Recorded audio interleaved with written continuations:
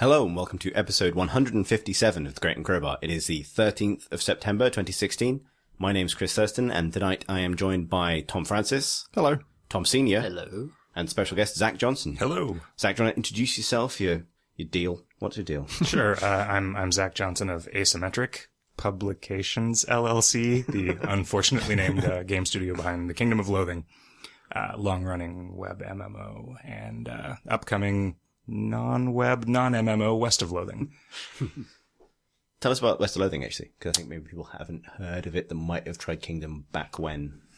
Yeah, so it's we're going for the same sort of visual aesthetic of Kingdom of Loathing. It's just a stick figure game, but you're actually sort of moving around in a diorama style 3D space, and it's way more at this point sort of adventure gamey than it is RPG-y. There's definitely a lot of RPG elements still in it, but the way that Kingdom of Loathing worked and works is that it, to modern sensibilities, that you can almost play it as a clicker if you sort of don't dig into it. But if you do, there's a pretty deep RPG system and a ton of stuff to find in there. And the way that we're sort of transferring that to West of Loathing is it's an adventure game unless you decide to play it as an RPG, in which case it's an RPG. Right, but there's not.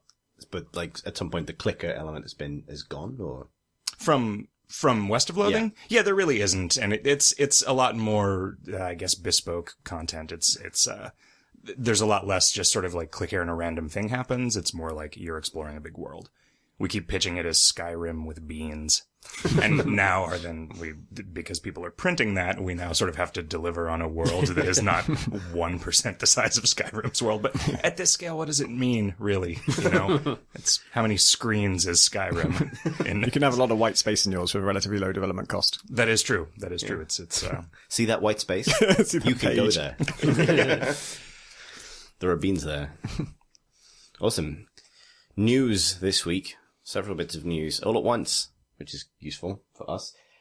First up, Valve have completely changed the way Steam user reviews work, I think. Yeah. Is that right? They've changed the way they're summarized on the store page. Wow. So, at the top of every store page, it will say, user reviews, positive, brackets, 76%, mostly positive, 76% positive. And if it's, above a certain threshold, it will say very positive or overwhelmingly positive. And they have changed that so that now, by default, that summary excludes reviews that were made by people who got a Steam key from elsewhere. So if they bought it on Steam, they're still included. But if they got it from, if you buy on Humble Store, you get a Steam key. If you back a Kickstarter, you often get a Steam key for that. All those ways, now your reviews don't count in that percentage thing. And Valve are doing this because there were multiple cases where people were giving away Steam keys to people for free in exchange for them then reviewing the game positively. Because, previously Steam only cared that you had the game, and so your opinion would count. And having a good positive review thing is, obviously it looks good, but also, I don't know if this is just theory or whether we know this for sure, but the sort of general understanding is that it factors pretty strongly into how heavily Steam promotes you to people. A lot of the Steam store page now is customized for you when you're logged in, and it will show things to you that it thinks you might be interested in, and it's unlikely that the Steam reviews are not a factor in that. I'm pretty sure that is a strong indicator.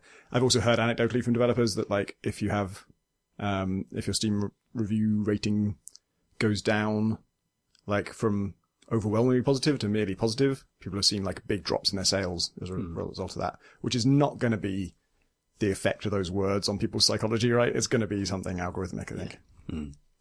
So it's like, I read that and thought, oh yeah, that makes sense. That seems like a decent way to stop that thing. And then I read the reactions to it, and there's a whole bunch of consequences of that had not occurred to me on first glance, such as one of the big problems on the great difficulties in getting recognized on Steam is that if you don't have user reviews, then no one hears about your game, and then no one reviews it, so you still don't get user reviews or sales. And so a lot of smaller games where it seems to be the smaller the game is, the greater the percentage will be from direct sales outside of Steam. So a lot of those games now don't have enough reviews to be classed as, for overwhelming positive, you need a lot of reviews, and they all, 95% of them have to be positive. And even if you've made the best game in the world, you can't get that rating if you don't have enough reviews. And so if loads of your reviews are from people who had those keys, now you just don't count as having enough reviews and you'll lose sales because of that. And Simon Roth, who's making Maya, is pretty devastated about it. He's tweeting that his whole company is over. He thinks he'll never sell another copy because I think the reviews for that have always been not super positive. I don't think it was classified as mixed, but it was I don't know, something in the region of like 60% positive, I think, because that game's been in early access for I think 2 years at least, and it's had a lot of like missed deadlines and things, you know, things that said, well, we'll definitely have this feature by this time, and as always happens, they would miss that date. And he was banking on all of his Kickstarter backers and all the really big fans of the game. Almost all of those people will have a Steam key, will own the game through having a Steam key because they backed on Kickstarter or because they bought direct from him. And those people are waiting for the game to be finished before they do their review. And then they'll, you know, the 1.0 version of Maya would be the sort of definitive version, and all the people who love it and want to support it would chime in then and say, yes, this game is great and we love it. And they can still do that, but it won't affect the review percentage now. So if it's mixed now, it might still be mixed when it finally finishes. And he feels this will completely doom his chances of getting any attention on Steam now. But if your game is good and pleasing to new players, would the user reviews not reflect that? Yeah, if you get them, his fear is that you won't get anyone buying it at all in the first place, because until that changes, he will never be popped up in the algorithm. Yeah, and if the quantity issue is a thing too, right? If a lot of your day one sales are the 4,000 people that backed your Kickstarter or whatever, then yeah, they do have a recent change where previously to this they've added this recent reviews bit. So in addition to the percentage of all reviews ever, in case the game has changed a lot. Now it'll tell you like, 90% of the recent reviews are positive. So you can see if like, this game had a rocky history, but now it's been doing all right recently. So I feel like, I don't think he's never going to sell another copy on Steam. That seems difficult to believe. And so it's just a question of like, does he get enough people buying it? Like when it comes out, it'll be big news. Like that's a game a lot of people have heard of, and it's been developed so long that just the fact that it's finished would be news, I think.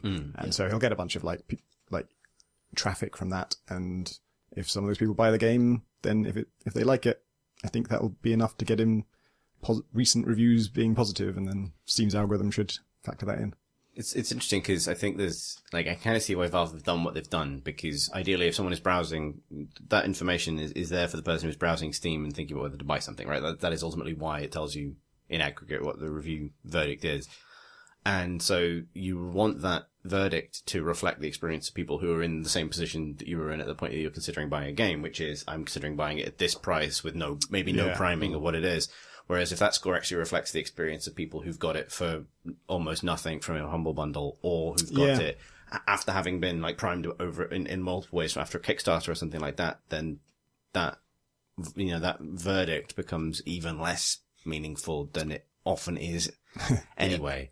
Like it's maybe too cold and calculating in that regard and ignores some of the realities of selling games on Steam, but I could see why they would delineate it in that way. I was quite overly positive about the statement I made earlier that if your game is good, it will necessarily get good reviews, because that's not true at all. Because a lot of user reviews are kind of explaining about a particular thing that users like. So, reviews. This doesn't have a field of view slider, so 0 out of 10.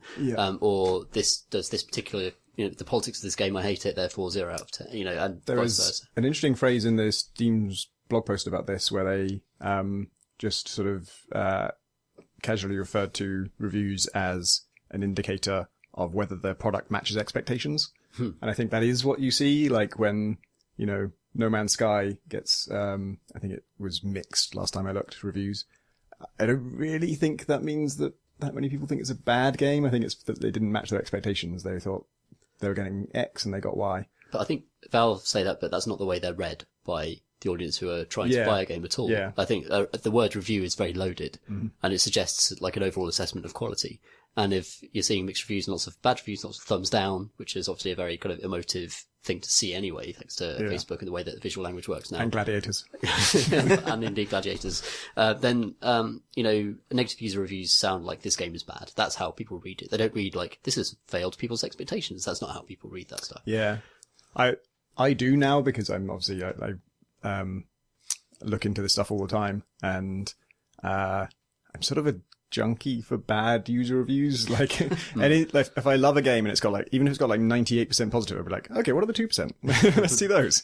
And, but yeah, now when I see it used to be like if something had less than positive reviews, I was like, whoa, what the fuck do they do? Is this some terrible, awful piece of trash? And now it's happened so many times that the expectation is if it has a low percentage for me, that I think, oh, what news story happened regarding to this? What's the controversy here? Yeah.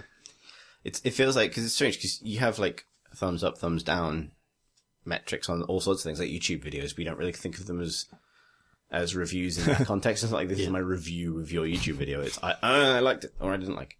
And that's, maybe thinking of them as like Steam reactions is the better way of presenting them to people. It's like, did you like this? Did you not like it? But I guess if Valve's algorithms for promoting the games are based on that, then it gets to be more like a Reddit thing where a thumbs up means more people are going to see it and a thumbs down means fewer people are going to see it because it doesn't bubble to the top. And like, they're the only ones that know whether it works that way or not. They're the only ones that like seemingly know whether this will have an effect on how many games people buy or not, right? Which is like, it's hard for me to, I mean, you always have to wait until all the melodrama passes, right? When people start reacting to stuff like this, but it doesn't seem, at the very least, I can trust Valve to look at their metrics and not do things that are going to make fewer people buy games. Yeah. But if what that means is that more people go to establish bigger games that are already making plenty of money, then yeah. The other concern about this is kind of how suddenly Valve did it, and it seemed like a total surprise to a lot of people, and a lot of people who felt that this directly affected their livelihood. And that, for me, reflects a potential problem with the way Valve do business if they're going to run this platform and not tell people what they're about to do. Yeah.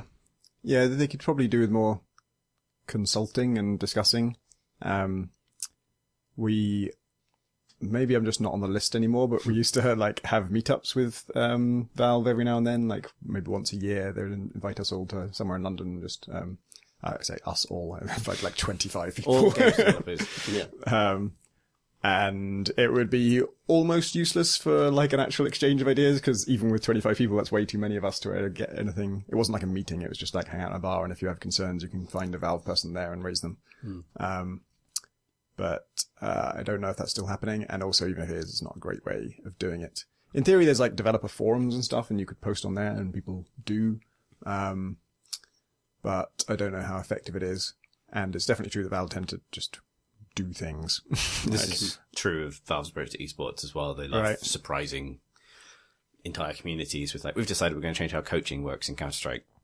And this is going to be a massive change to the support structure and who gets salaries on every team in that scene. But we just sort of decided to be better this way. So it's interesting. And of course they totally have the right to run their own business the way they want to. But they do refer to people who publish their games on Steam as partners. And they've attempted to portray this relationship as being quite a collaborative one, and this does seem to undermine that to me. Yeah, it's quite different these days. It used to be that it was like a kind of partner relationship, and when you got your Steam deal, you would have like I had two people at Steam who were dealing with me directly, and I could go to them with like one for technical problems and one for like release stuff. And I've heard that these days you don't get anyone. It's just if you have a problem, you post on a forum somewhere and hope that someone from Valve sees it. So it's a lot less kind of personal now. Yeah, it seems like this sort of move always just flags up parallels with me with Google. I was talking to someone about this earlier as well. Like YouTube now just changes its terms of service and the way that it decides to put advertising around videos. And there are a lot of people making money off YouTube who make YouTube big. Yeah. And they just kind of screw them over instantly and without any consultation or communication. Yeah, I feel relatively safe on Steam compared to other people who have their whole careers depend on one service owned by one company, because YouTube is definitely destroyed many careers by just same as tweaking the algorithm. search. Like something changes in Google's search algorithm, and suddenly like entire companies sink because they can no longer be found. Yeah, I remember Metafilter basically laying off 75% of their staff at one point and then just posting, well, this is because of some change in Google AdWords that just suddenly tanked our revenue. And so now we don't really exist as a going concern anymore. Yep. People have described this, people that I've seen on Twitter at least, have described this as one of those problems where what ought to be happening is that Valve ought to be hiring some people to moderate reviews so that they can just deal with the cases where there's actual abuse going on, where people will say, like, I'll give you a free copy of this game if you give it a positive review on Steam. But I don't think that that's actually what we want.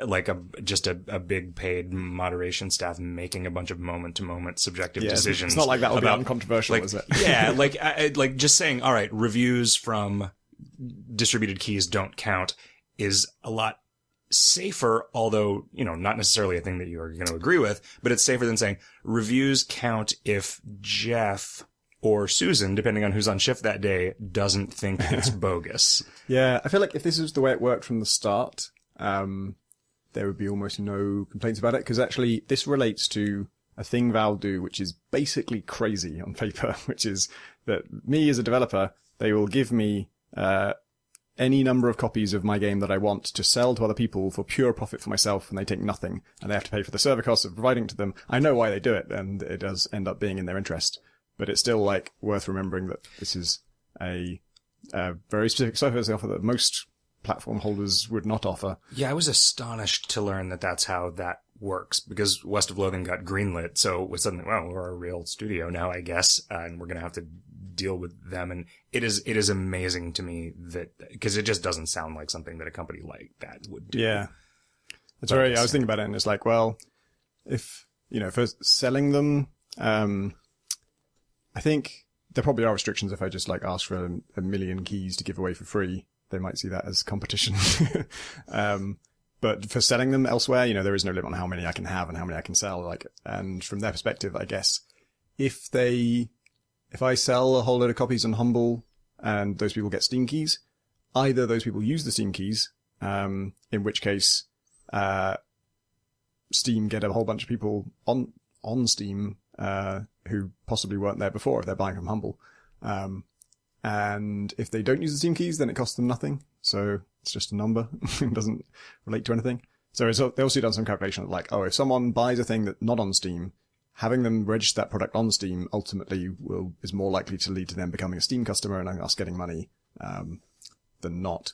And if they don't do that, then nothing is lost. So it makes sense. But I still think it's pretty reasonable to put some caveats on that and saying, people are abusing this, so we have to limit it in this way. I'm sympathetic to the people whose, livelihoods are changing dramatically because of this. But I don't necessarily think that means it shouldn't be done. One of the best things about how easy it is for developers to get keys up with Steam is sort of knowing when you're being bullshitted, but someone tells you, well, a PR for a big game developer says, we can't get any more codes for this. We've run out. We have 2. We have to distribute them between everyone in the United Kingdom. The only person in the office who knows how email works is gone for the weekend, so we can't ask for any more. Yeah, the handle is stuck. It won't turn, and the codes won't come out of the thing anymore. That blatantly lied to PR when they said that. Yeah. I think it's dumb, but when I ask for keys from Steam, the most I've ever asked for, I can't remember how many it was. It's something like 500,000 for the Humble bundle. When Gunpoint was in one of those, obviously you had to get a lot of keys ready because it's going to sell potentially a lot of bundles. And asking for 500,000 of them, the thought just crossed my mind, aren't we eventually going to run out of keys? Just the combinations of letters and numbers? And then so I did the maths and no. The heat death of the universe will come much, much sooner.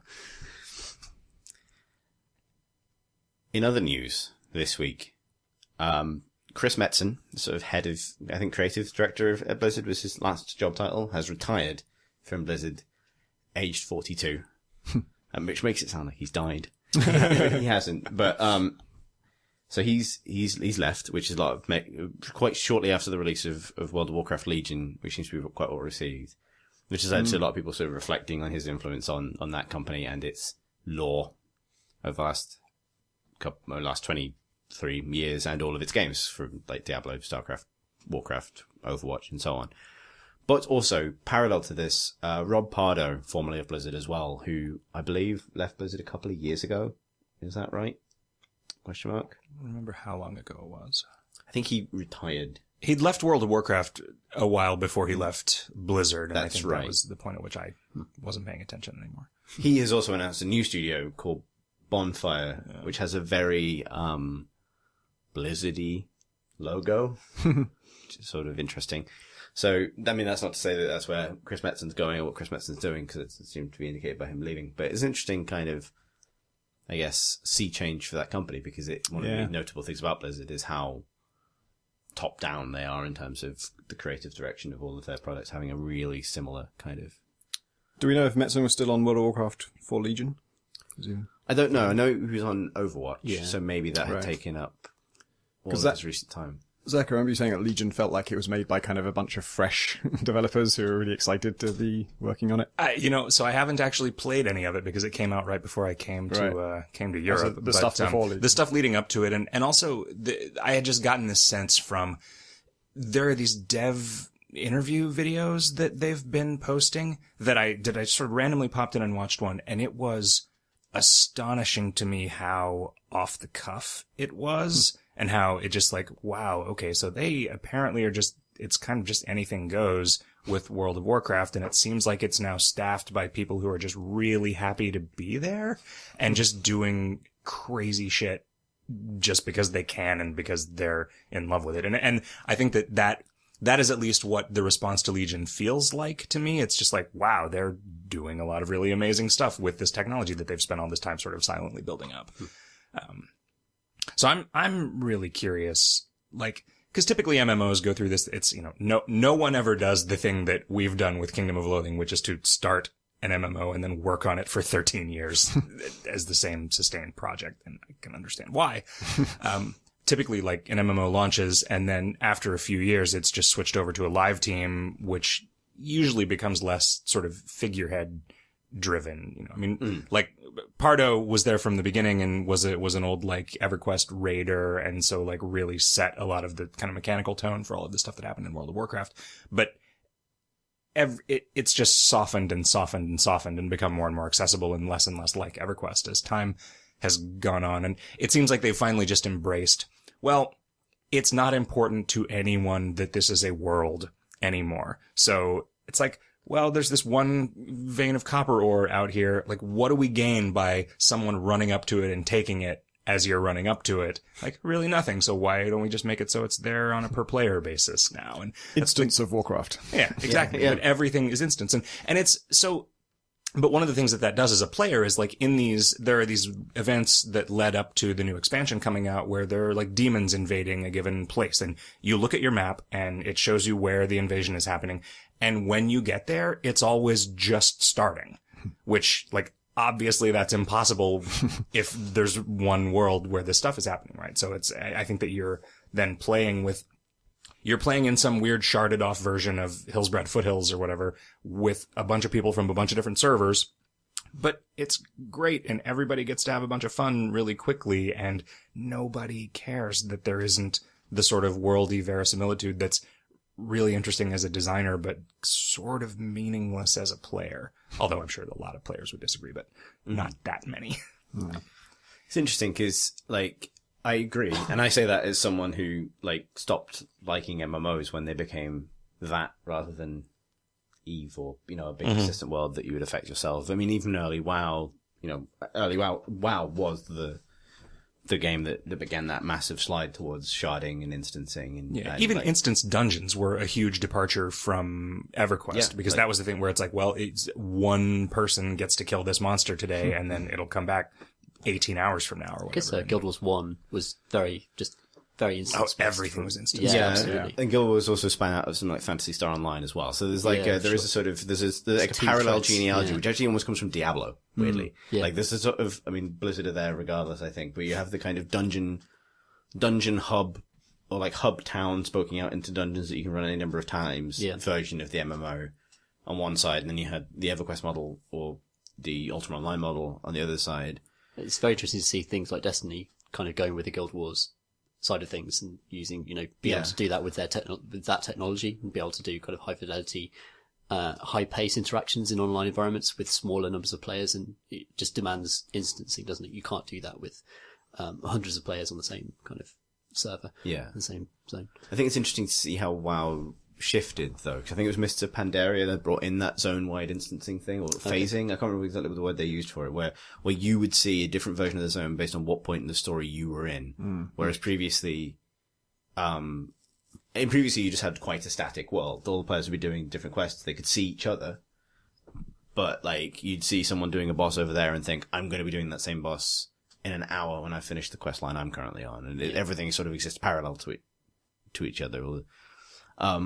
And then that sort of maybe conflicts with the Guild Wars 2 model, where later on in that game there are live events that roll on a cycle, but you go into a zone and you will just go into the point that zone's currently at, and it won't necessarily be the narratively optimal point, but it will at least be shared between all the players who are in that zone, and it will be a part of a narrative that goes in a big circle.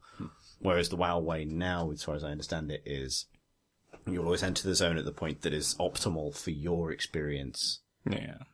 Overall. And I totally get it, but there's an interesting thing with that game, and I think in Blizzard's approach generally to everything, actually, which is that idea that, so it's interesting at what point people start to push back against just how accessible and streamlined it is. At what point the frictionlessness of it starts to bother people, because obviously you might get some real MMO purists who start to get bothered by the fact that it's all a great big kind of smoke and mirrors thing quite early, but I believe that, I think you're completely right. I think most players will never hit that point where they go, this feels a little bit too smooth. Why aren't I slightly late for this demon invasion? I'm curious how, having played, most of the World of Warcraft that I played was during vanilla, and it taking a really long time to get from one place to another is a thing that players wouldn't tolerate now, I don't think, but it really did make it a world. And when Cataclysm changed everything and it kind of just switched out a lot of the kind of recognizable things about the world, I think it was definitely better for the game as a game, but I don't know now, given how easy it is to move around, if it has the same sort of sense of grandeur and scope that it had when there was very little going on in the world because of the way that you described it as being so static. It's Destiny makes an interesting comparison here, because Destiny is completely session based, relatively small levels that branch off menus essentially, but they went to the extent of having must have been really difficult to do loading screen, where you don't just see a loading screen, you see your ship and it's your custom ship go to hyperspace, and there's no visible loading screen. You just have this cutscene of the ship going through hyperspace to arrive at whatever planet you're going to. And that is done 100% to preserve a sense of place and scale and travel time in a game that has none, because you're just picking levels from a menu and teleporting directly there. Whereas WoW used to have sitting on a flight path, feeling like you were going somewhere. Right. Even though it was streaming all the content for the game, so it wasn't a loading screen in the same way. But that, I think, is really important to some degree, and it's interesting you can't reduce it beyond a certain point. And even that, that was such a big step from EverQuest, where there were literally the only way to get around quickly in EverQuest was to wait for a boat that happened every once in a while. And so there was a bunch of that. The flight paths felt to me like something that was probably added after in the World of Warcraft beta, when people were like, we really need this to be more there is a reason that EverQuest is a niche product, and there is some convenience that just has to occur here. Those are amazing to me. The first time I got on a bat I was undead, so that was the flight method, and I guess I knew what it would do, but I was kind of expecting just to teleport me there, and then you go on bat and you just literally ride it through a forest at incredible speed, and a bunch of us all did this at the same time. We're all just oh my god, this is so amazing. And then getting your mount for the first time is just huge. I never got a mount. Yeah, and partly it's huge because it took so long, and was so much effort at the time, and now these kids today. The thing that's interesting to me about it is that the entire sort of gameplay model of World of Warcraft is predicated on the constraints of that giant single world that everyone is in. The reason that it is very cunningly faked, but still faked real time, with just toolbars with abilities with cooldowns and everything has a casting time, it doesn't need to be like that anymore. Like, there's no reason that you couldn't have, if there's only 8 people on the computer that is running this dungeon, there's no reason that it couldn't play like Team Fortress 2 instead of like World of Warcraft. But they seem weirdly resistant, and they have seemed to, like, Guild Wars 2 made it so you could like move around while you were using your abilities, and like that doesn't make that much of a difference, but it feels nice. And it always feels like every time a new expansion comes out and I go back to World of Warcraft, it's like, oh right, this game from 2003, this is how this works. You get used to it, but it's just it's weird that the reason for a lot of the constraints go away, but the constraints remain, and it just leaves it this kind of interesting relic. That sort of I agree. The stickiness is what's sort of interesting, because the thing I try and find in all this is like, what are Blizzard's ideals for this game being optimal? Like, what is, because some things don't change, like the combat stays, the same sort of quick, rotation based kind of repetitive thing it's always been. They make some big changes around it in terms of how you might build your character, but that core thing has never been, that core loop's never been really challenged, and everything else is just more and more streamlined around it. So is that either a technical limitation, or is that like, an actual sort of design ideal that this is, or, value that this is the type of game we want to make, and this is kind of all we're going to do is make it easier to get into. It's sort of hard to tell with WoW and with Blizzard generally, I think, to kind of track down it might just be a value set with something like WoW, which has just such a long-term fan base, that there's a strong audience expectation element with the way combat should work, and the way certain core kind of interactions with that world should always work, because people who have done this for 10 years want to experience the same experience. And it's weird, because Blizzard are actually one of the, I want to say bossier developers when it comes to like, we're going to change this because it's good for the game, and basically you're going to have to live with it. And you'll discover in time that it is better. And they showed this attitude a lot with Diablo 3, for example, especially with its earlier years. Like, this is the direction. And they did eventually kind of bring it back to Diablo's kind of core. But I wonder if, with WoW, it's such a huge, precious kind of, world, such a huge, precious entity with so many loyal players, that they can't really say, oh, you can move and fire spells now, because that would just fundamentally change the experience for people who have loved it for so long and continue to subscribe. But it's interesting to look at Blizzard generally, actually, because Diablo 3 is kind of coasting at the moment, and don't know what they're going to do. Are they going to just expand that, or just reboot it and do a Diablo 4? And you've got, like, WoW seems to be ticking along very nicely, and they're clearly doing innovative stuff with that. But StarCraft 2 has just come to its close as well. So it feels like there's a lot of kind of franchises that have done very well for Blizzard waning at the moment as they're picking up new stuff. Yeah. So it's a very significant transition point for Blizzard, particularly with people like Metzen leaving. And I think they've also hit probably the first situation in their lives where like their living games aren't necessarily going from strength to strength. Like Heroes of the Storm does look like it's struggling. Like it hasn't found very much traction as an esport, which it probably needed to attract players. I have no idea how it's doing as a free-to-play game. Maybe it's doing fine, but still. Hearthstone has hit, that community's not brilliantly happy lately, hasn't been for a while, because there are more competitors arriving. It's sort of hit the ceiling of its design space in some ways, I think. Or not to such a huge extent, but it's not, in creating a card game, they didn't necessarily give themselves the amount of space to reinvent the wheel that they gave themselves with WoW.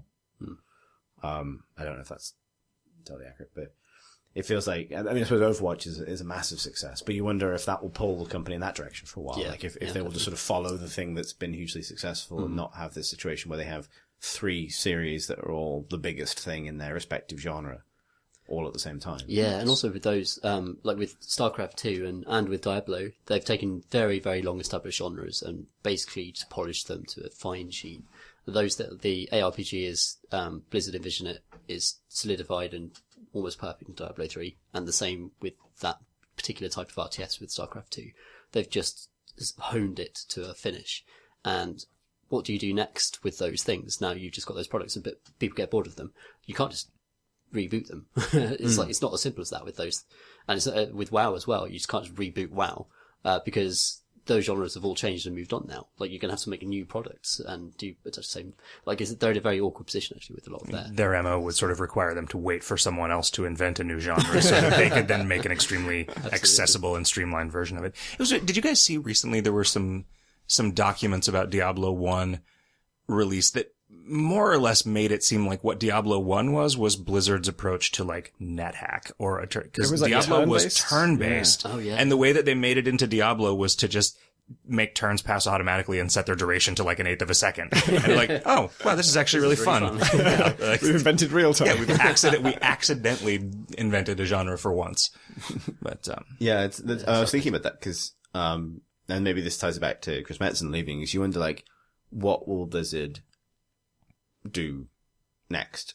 Maybe they can be the WoW, Hearthstone, and Overwatch studio for a bit, but that doesn't seem enough, and WoW is not going to last forever, even if it picks up a new thing. It's getting old. And I'm not sure, because, you know, Overwatch itself was a salvaged project. That's the multiplayer bit of Titan that worked, turned into an enormously successful game, but and maybe that's an accident. Maybe that's them going like, we've made this, you know, we can't make this MMO shooter thing work, but we can. This multiplayer is great. Oh, we've deleted the other part of the game. We've invented a new thing. But still, and the main thing is I can't imagine a world where they do something that feels enormously new from them. Like their way of telling stories, their kind of way of approaching the aesthetics of the game feel very set now. Overwatch sort of compounds that by having really naff storytelling straight out of the gate. Like, I can't imagine the world where they put out something that's totally reinvents what you think a Blizzard game could say or look like or do or whatever. Like, similarly, I can't really imagine them doing a single player game now, which is sort of a weird kind of scenario. yeah, you know, that adventure game that they made Tales most of, and Warcraft, and then didn't release what was Warcraft Adventures? Yeah. Lord of the Clans. Yes. That leaked apparently in a whole and playable form that I'm excited to get back to where my Windows machine lives to check out. Although I think it's just an adventure game, you know, and I imagine StarCraft Ghost would have just been a first person shooter, like, and it probably would have been fine, but it is, yeah, it's what will they do? Like, what genres haven't they dipped a toe into, at least to the extent where they worked for a long time on something and then didn't do it? Adventure games are where the money's at. Yeah.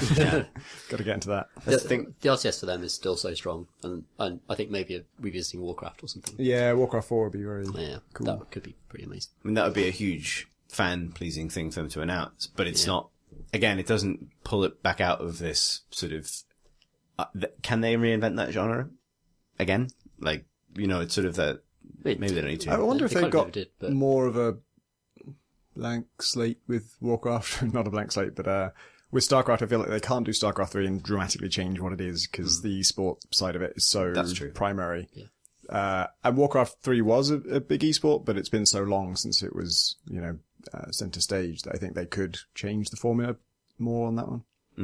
If they wanted to. I don't know what they want to change it to.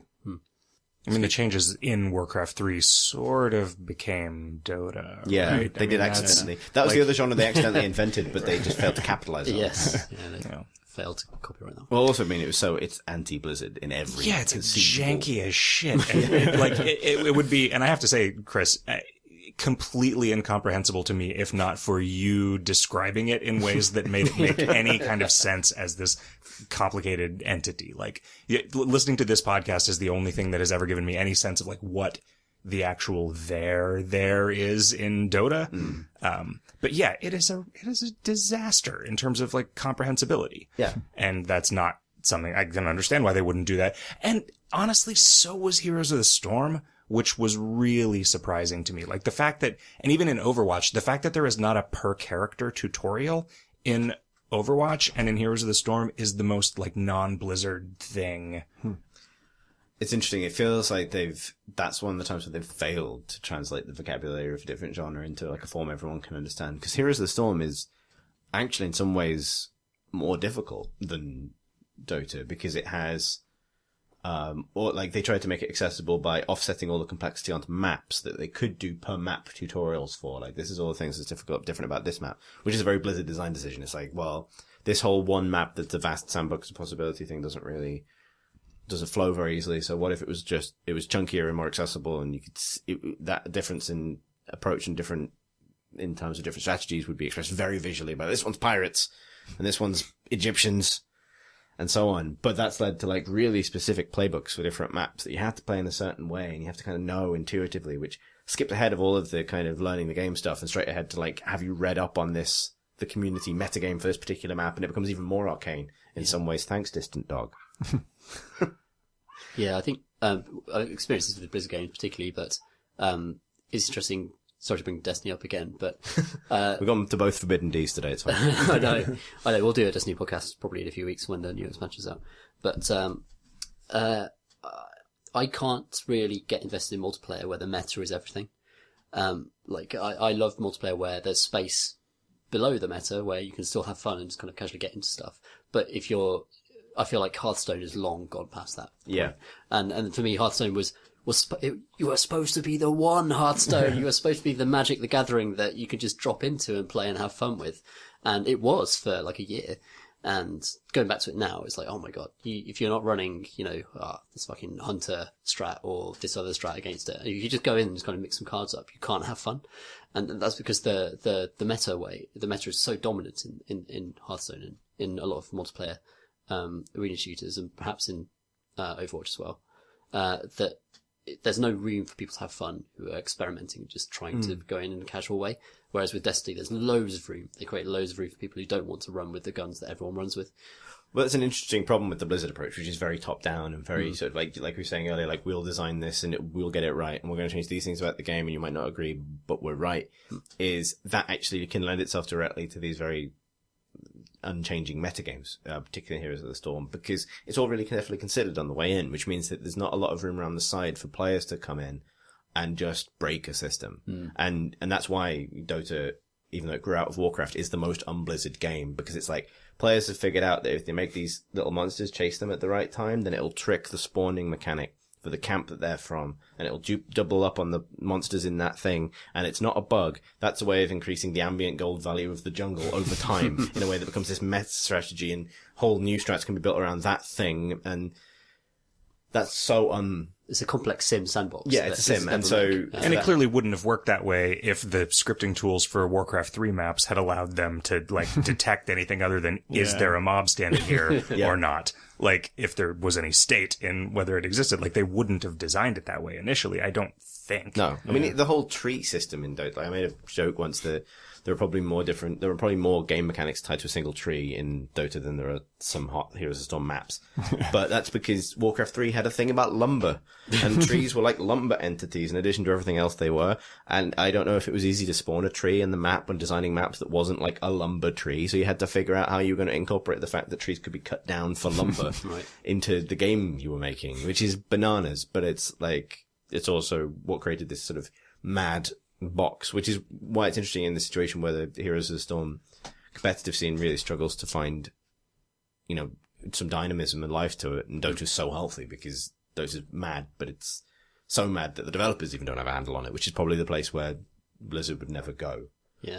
I love that Bungie describe like PvP as the simulated action space, where it's a simulation of action, and there are loads of just billions of variables that happen, and they aren't entirely in control of it. So players can suddenly come in with a different kind of type of build. It's like Dota. And it's an interesting, that's an interesting thing to loop this all together, because, like that sort of, I guess sci-fi online shooter PvP is exactly what Bungie were always really, really, really good at. That's Halo. That's what they knew. The people they brought in to help them fix Destiny's kind of PvE progression system, which they didn't get right the first time, were the Diablo developers via their Activision link. Yeah. So it's sort of interesting that expertise, Blizzard's expertise maybe is specifically really good at balancing a single player experience to have these sort of perfect progression curves and give you this amazing sense of progression, which they aced with Diablo 3.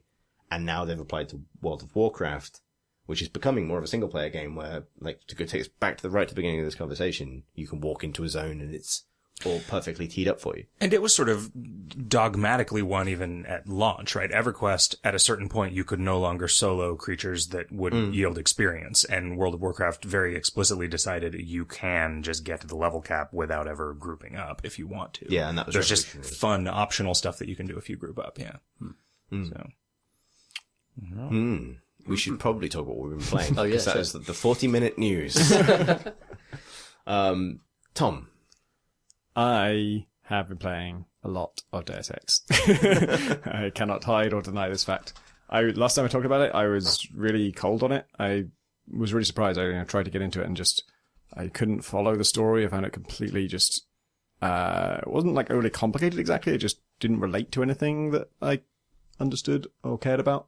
Yeah, and so we complained about the story a lot on previous podcasts. Yeah. And now I'm like, probably 20 hours in, and loving it and completely engrossed in it.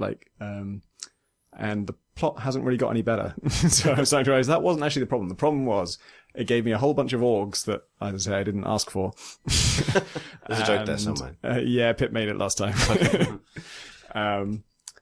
And I just hated that. Like, I took no pleasure in using any of the abilities I had because someone else picked them for me. It just felt really wrong. And then after that, they do this weird thing where they shut off some of them, but not others. So you still have a set of orgs you didn't choose, but now you don't have some of the ones you're already used to. So it's like the worst possible situation for learning the game because now you're expecting some abilities to work and they don't, and you don't know why. And then the point at which you get to reset your orgs is actually like after, it's like a challenge to get there. You have to get through a hostile area with, again, these broken orgs. And then you get reset. And as soon as I got reset and I got to pick some stuff, I was just completely, its hooks were in me and I cared about everything. And, like I say, the plot hasn't got any better, but now I'll listen to it and I'll follow it along. And I realized, like, actually the plot on the last one wasn't that great either. It was a lot of waffle, in addition to like some good stuff. And yeah, I've got really, wasn't even because like choosing orgs is this amazingly deep and interesting process because I just picked the same orgs I always go for in Human Revolution. I wanted the jumpy legs and I wanted the lifty box one and I wanted the punch two guys one, and X-ray vision. And those are all ones that are in the previous game and that I've used before. The only new ones I'm using are, remote hacking and the blink thing. Yeah, that's really good. Both of which are really cool. But I think just something about like, after I've picked those, and now that's my character, and my character can't do anything else, and, I don't have cloak because I don't want cloak, and I don't have Titan shield because I don't want Titan shield, then suddenly I just care way more about everything I can do, and everything I do feels more satisfying. Like, every time I use my jumpy legs, I feel good about it because I chose the jumpy legs. Back when the jumpy legs were chosen for me, it meant nothing. You asked for jumpy legs. Yes. And I'm really loving, like, the design in it the level design is amazing. Yeah. We talked loads about the art, so I won't harp on about that, but it really is as good as we said it was. And then just the labyrinthine, like, interconnectedness of everything it really feels like it's a notch above Human Revolution. Like, it actually reminds me a bit of the new Hitman, where they're like, oh, you like the big open thing? Well, now we're going to do the big open thing on a ridiculous scale. Like, just go completely nuts on it. And this is like, oh, you like vents and finding key codes and pocket secretaries? Now there's just like 25 vents in this building, and there's 40 different paths that they just have codes that lead you to a safe that then leads you to a pocket secretary that has the password to a computer, and you log into the computer and it gives you the code to a safe. It's just like this endless chain of just things unlocking other things. Yeah, that's what I'm thinking of specifically. The bank is the one, really. I think it's code central. That epitomizes Mankind Divided for me in there. If you know the code for a door, does it just automatically open when you come up to it? Oh, no, sorry. You have to remember that you know the... No, you don't have to remember it. It tells you. Oh, so okay. it puts it on screen, but you still have to manually type it in, which is... That's fine then. Yeah, I really feel like there's probably just one person at developers like, no, they have to type in the code. And they're like, but in console this is awkward because you go, no, they have to type in the code. Even if it's a password, like, someone's username and password, you don't have to type the username anymore, but you have to manually type out every character of the password. Sometimes they're really long and they're alphanumeric, and on console, you've got to like move the cursor around the keyboard. But although that's probably really awkward for console players, Sometimes you have to click that you've forgotten their password. That would be awesome. You have to then find a different pocket secretary to hack their email so that you can reset their password. Yeah, exactly. You've got access to their email, but you don't have access to their safe. You should be able to say, sorry, I forgot my key code. Please email it to me, and then go back to the computer. I love the idea that if you're playing on console and you have to like manually type in the keys, it makes like Adam Jensen is this super powered hacker, but he can't touch type for shit. It's just like one looking finger. Yeah. So it is, I haven't really done it much. I play on a gamepad most of the time, but then I switch to keyboard if I want to type something in. But I have to say, like, when you do manually enter something on a gamepad, he just kind of looks down at the laptop's keyboard, and the laptop's keyboard is this really cool, sleek, futuristic, flat thing, and it's the coolest text entry system I've seen. The system itself is just the normal one, but it just looks really good. But yeah, that bank, I was there to get, like, safety deposit box B1. So in room B, the first safe in there, and there's like 17 safes in there or something. I had the code to that, and so I was just trying to get to it and like have it come up from the floor because they're all on the floor. And the process of doing that just led me into like the ridiculous complexity of that bank. It has, it's amazing. In like on the signpost it says it has 3 floors, but in the game's like map system it technically has 19 floors, I think, because there's so many sub levels and little vents and areas you can get to. And I ended up just raiding the entire place, knocked out every single guard, raided every room. I still couldn't get into Vault B1. I'd raided all of Vault A. I raided most of Vault B. The system for how those vaults work is like really involved and elaborate. And I still don't know if any quests take you there, because none have so far. And I've been there twice. Yeah, that happens. Okay. So that's really interesting because like I'm just the king of that place now. I just walk in and here's my key card and everything just opens up for me. I had the same thing as well, because I went in there just out of curiosity. Because you just wander in there and just talk to people and try and open a bank account. And he's like, sir, you're clearly poor, so no. And then you just crouch and go invisible and just infiltrate the entire place. And then when you go back there later and you've already turned all the cameras off, and there are these brilliant switches where you can turn all the windows in an office opaque. Yes. So if you want, which is fantastic. Just a such thing a good that mechanic. like you could imagine an office having if people wanted. Yeah, to those see exist in sort of real life. Like there are digital windows where you can have them go like liquid crystal or something, and they just go opaque when you press a button. Like I've been in a very fancy bar where the stall doors on the toilets were like they would go opaque when you closed them. And then Jensen hacks it and No, fuck you, Jensen. but even those are really fun because like I would, there's 2 people in this room, and I go and flick that switch first to turn everything opaque. And they're just like, oh, yeah. They don't even recognize it. And then you just done it just so that you can electrocute both of them really quickly with a weird device in your arm. Yeah. I love the security system for those vaults is really elaborate and involved. And there's there's turrets, there's cameras, there's the vaults are in the floor and then to be brought up. There's also a secret room in each one of them that is activated by pressing a certain part of the room. And you can do all that just by blundering into it, but also there's an email somewhere where someone doesn't understand this process, and so their superior has to explain it to them. And, the worker feels this is needlessly obtuse, and the superior says, it's very, very simple. You just have to go press this. And then they have like an attached picture which highlights which bit of the stone you have to press to do it. And, I love going in there with this kind of insider knowledge of like, I know everything about this that the employees know because I read all their emails. And that thing about their digital windows, I'm really loving how some of the orgs kind of combine. So I have the see-through walls org, and I also have the remote hacking org. And the remote hacking org lets you hack things from a distance that you can see. And if you can see through walls, you can hack things that are actually on the other side of the wall. And so there's a server room I couldn't get into, and it was too high level to hack, and I couldn't find the code. And I was just using my see-through walls thing, and I didn't know at the time that this would happen. But when I was looking at the room, it popped up and said, oh, you can hack the electronic window. And it was opaque at the moment. Usually I've been using them to they start transparent and I make them opaque so no one can see the terrible things they do inside. But this one, I thought, okay, I'll hack that, I guess. And so I remote hacked it by seeing through a wall and then turned it transparent. When I turned it transparent, I could see inside. And inside I realized, oh, there's a vent like way up top at the back. So I don't know how you get into that, but somewhere over the building in that direction, there's going to be a vent that will get me into that room. And so I just went scouring the whole bank looking for that vent. It was so cool to combine those things in that way. I also have great moments with the blink thing. You can blink into people and knock them out. Yep. And my favorite thing in the last Deus Ex was figuring out ways to, okay, there's 3 people in front of this camera. So when the camera looks left, I'm going to run in, shoot that guy in the head, then do my double takedown on these 2. And then by the time it turns back, I'll have my EMP thing out and take it out or something. Or I'll be able to throw the body underneath it so it won't see it. And this time it's I had 2 guards and I was going to do a double takedown on them, but then they finished their conversation, so they started walking around and they walked towards me. Both of them walking towards me, but they're not close enough together to do the dual takedown. And if I do a takedown on the first one while I'm doing it, well, actually I think time pauses when you're doing it, but I would end up standing in front of a armed person who's ready to shoot me, which is not good. So I looked at it and I thought, okay, I think I can, from my position of cover, I can blink into the one who's behind. So I just zap straight past the first one, slam into the next one, he goes flying, and then by the time the other one's turned round, I can do my takedown on him and then like punch him in the stomach and then uppercut him, and it just looks so cool. That's awesome. Though I have seen on your Twitter account that there has been some collateral damage. If there's a woman in the group, I swear to God, Jensen targets her specifically. And in the situations I've been in, usually the woman is the unarmed civilian and everyone else is like an armed thug. And Jensen will just like, even if I'm looking right at the dude, he'll just turn around and punch the woman in the face. Like, Jesus Christ, man, what are you doing? Was it on your feed, Tom, that I saw the person like non-lethally pulling someone out of like a 3rd-story window? No, I don't think so. So this was like, the thing that made it funny is it's like Jensen crouching down outside an exterior window of like what looked like an apartment building or something.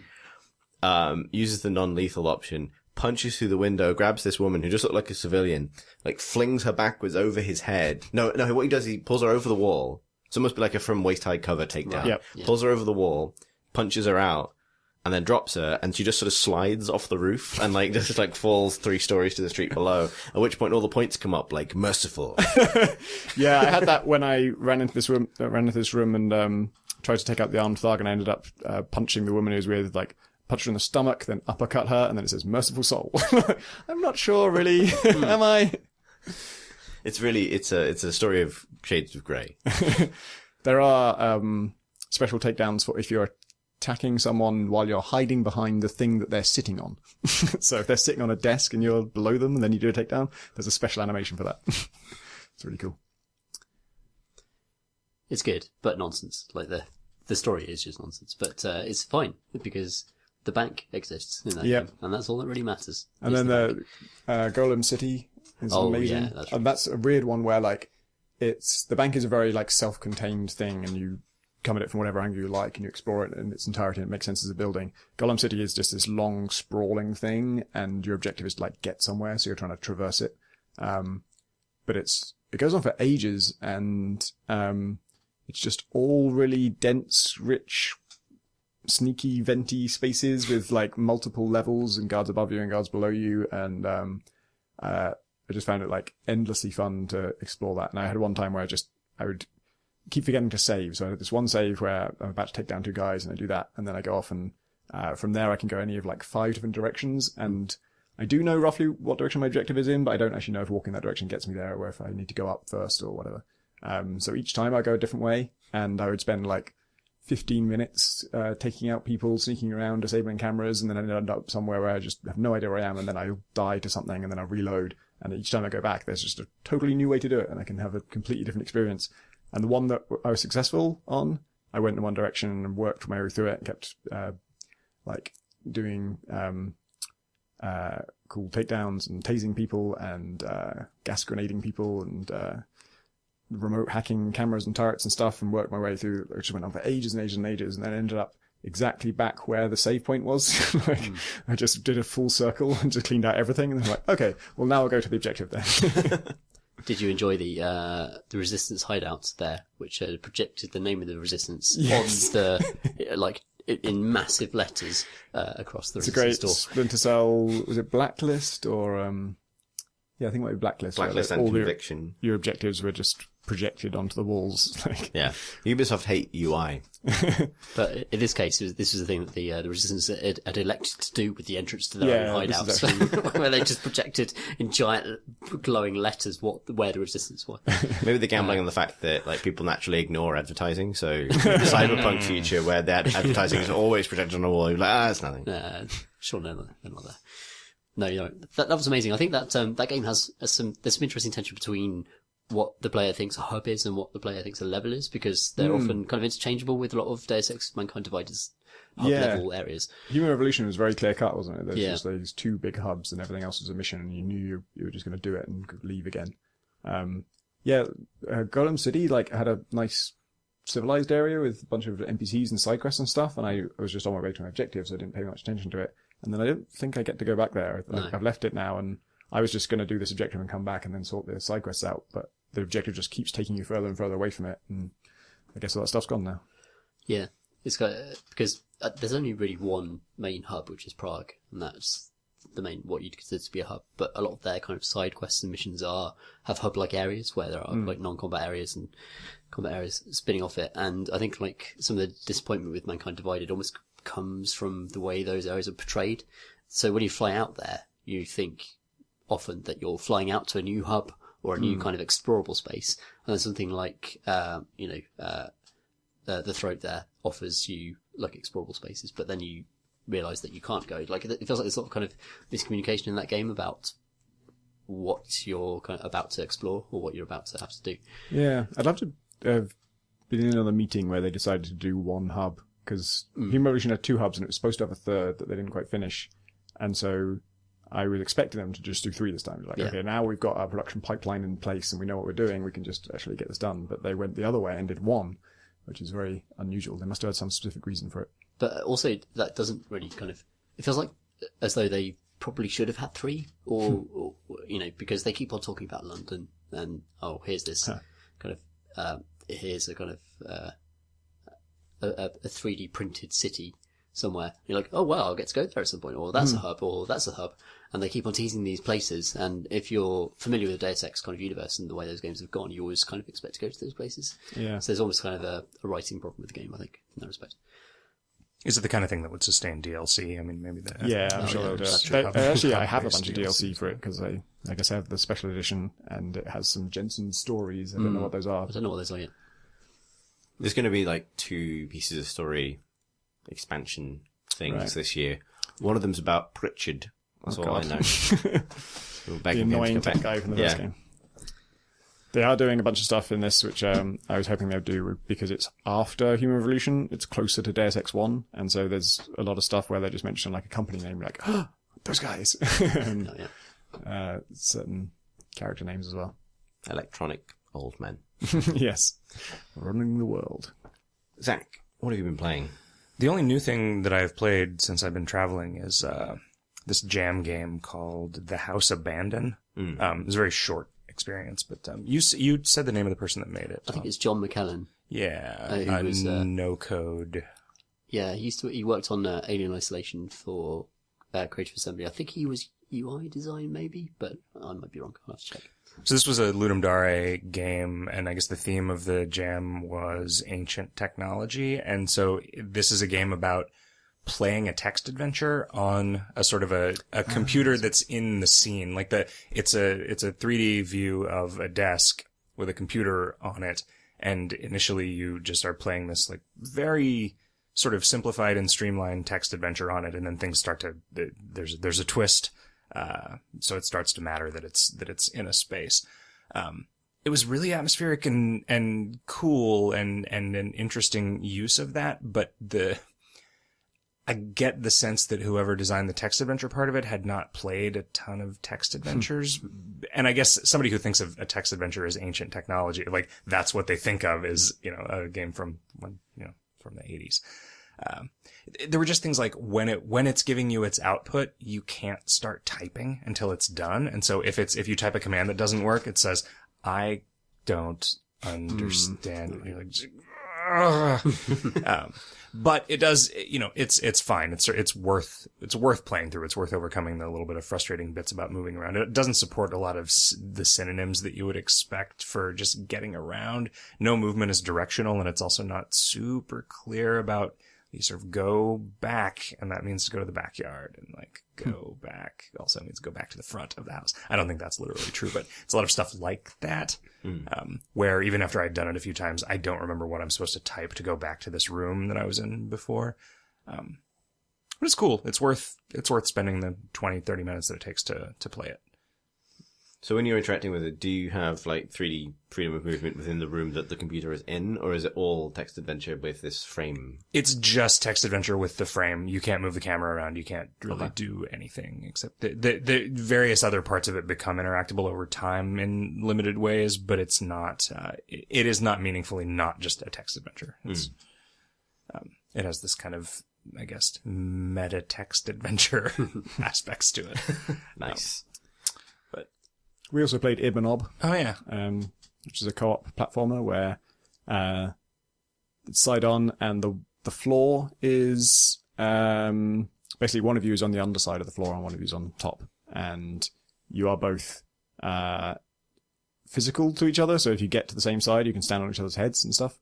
And the main sort of challenge is that there'll be these little black creatures mooching along the floor, and whatever side they're on the opposite side, there'll be a white dome following them.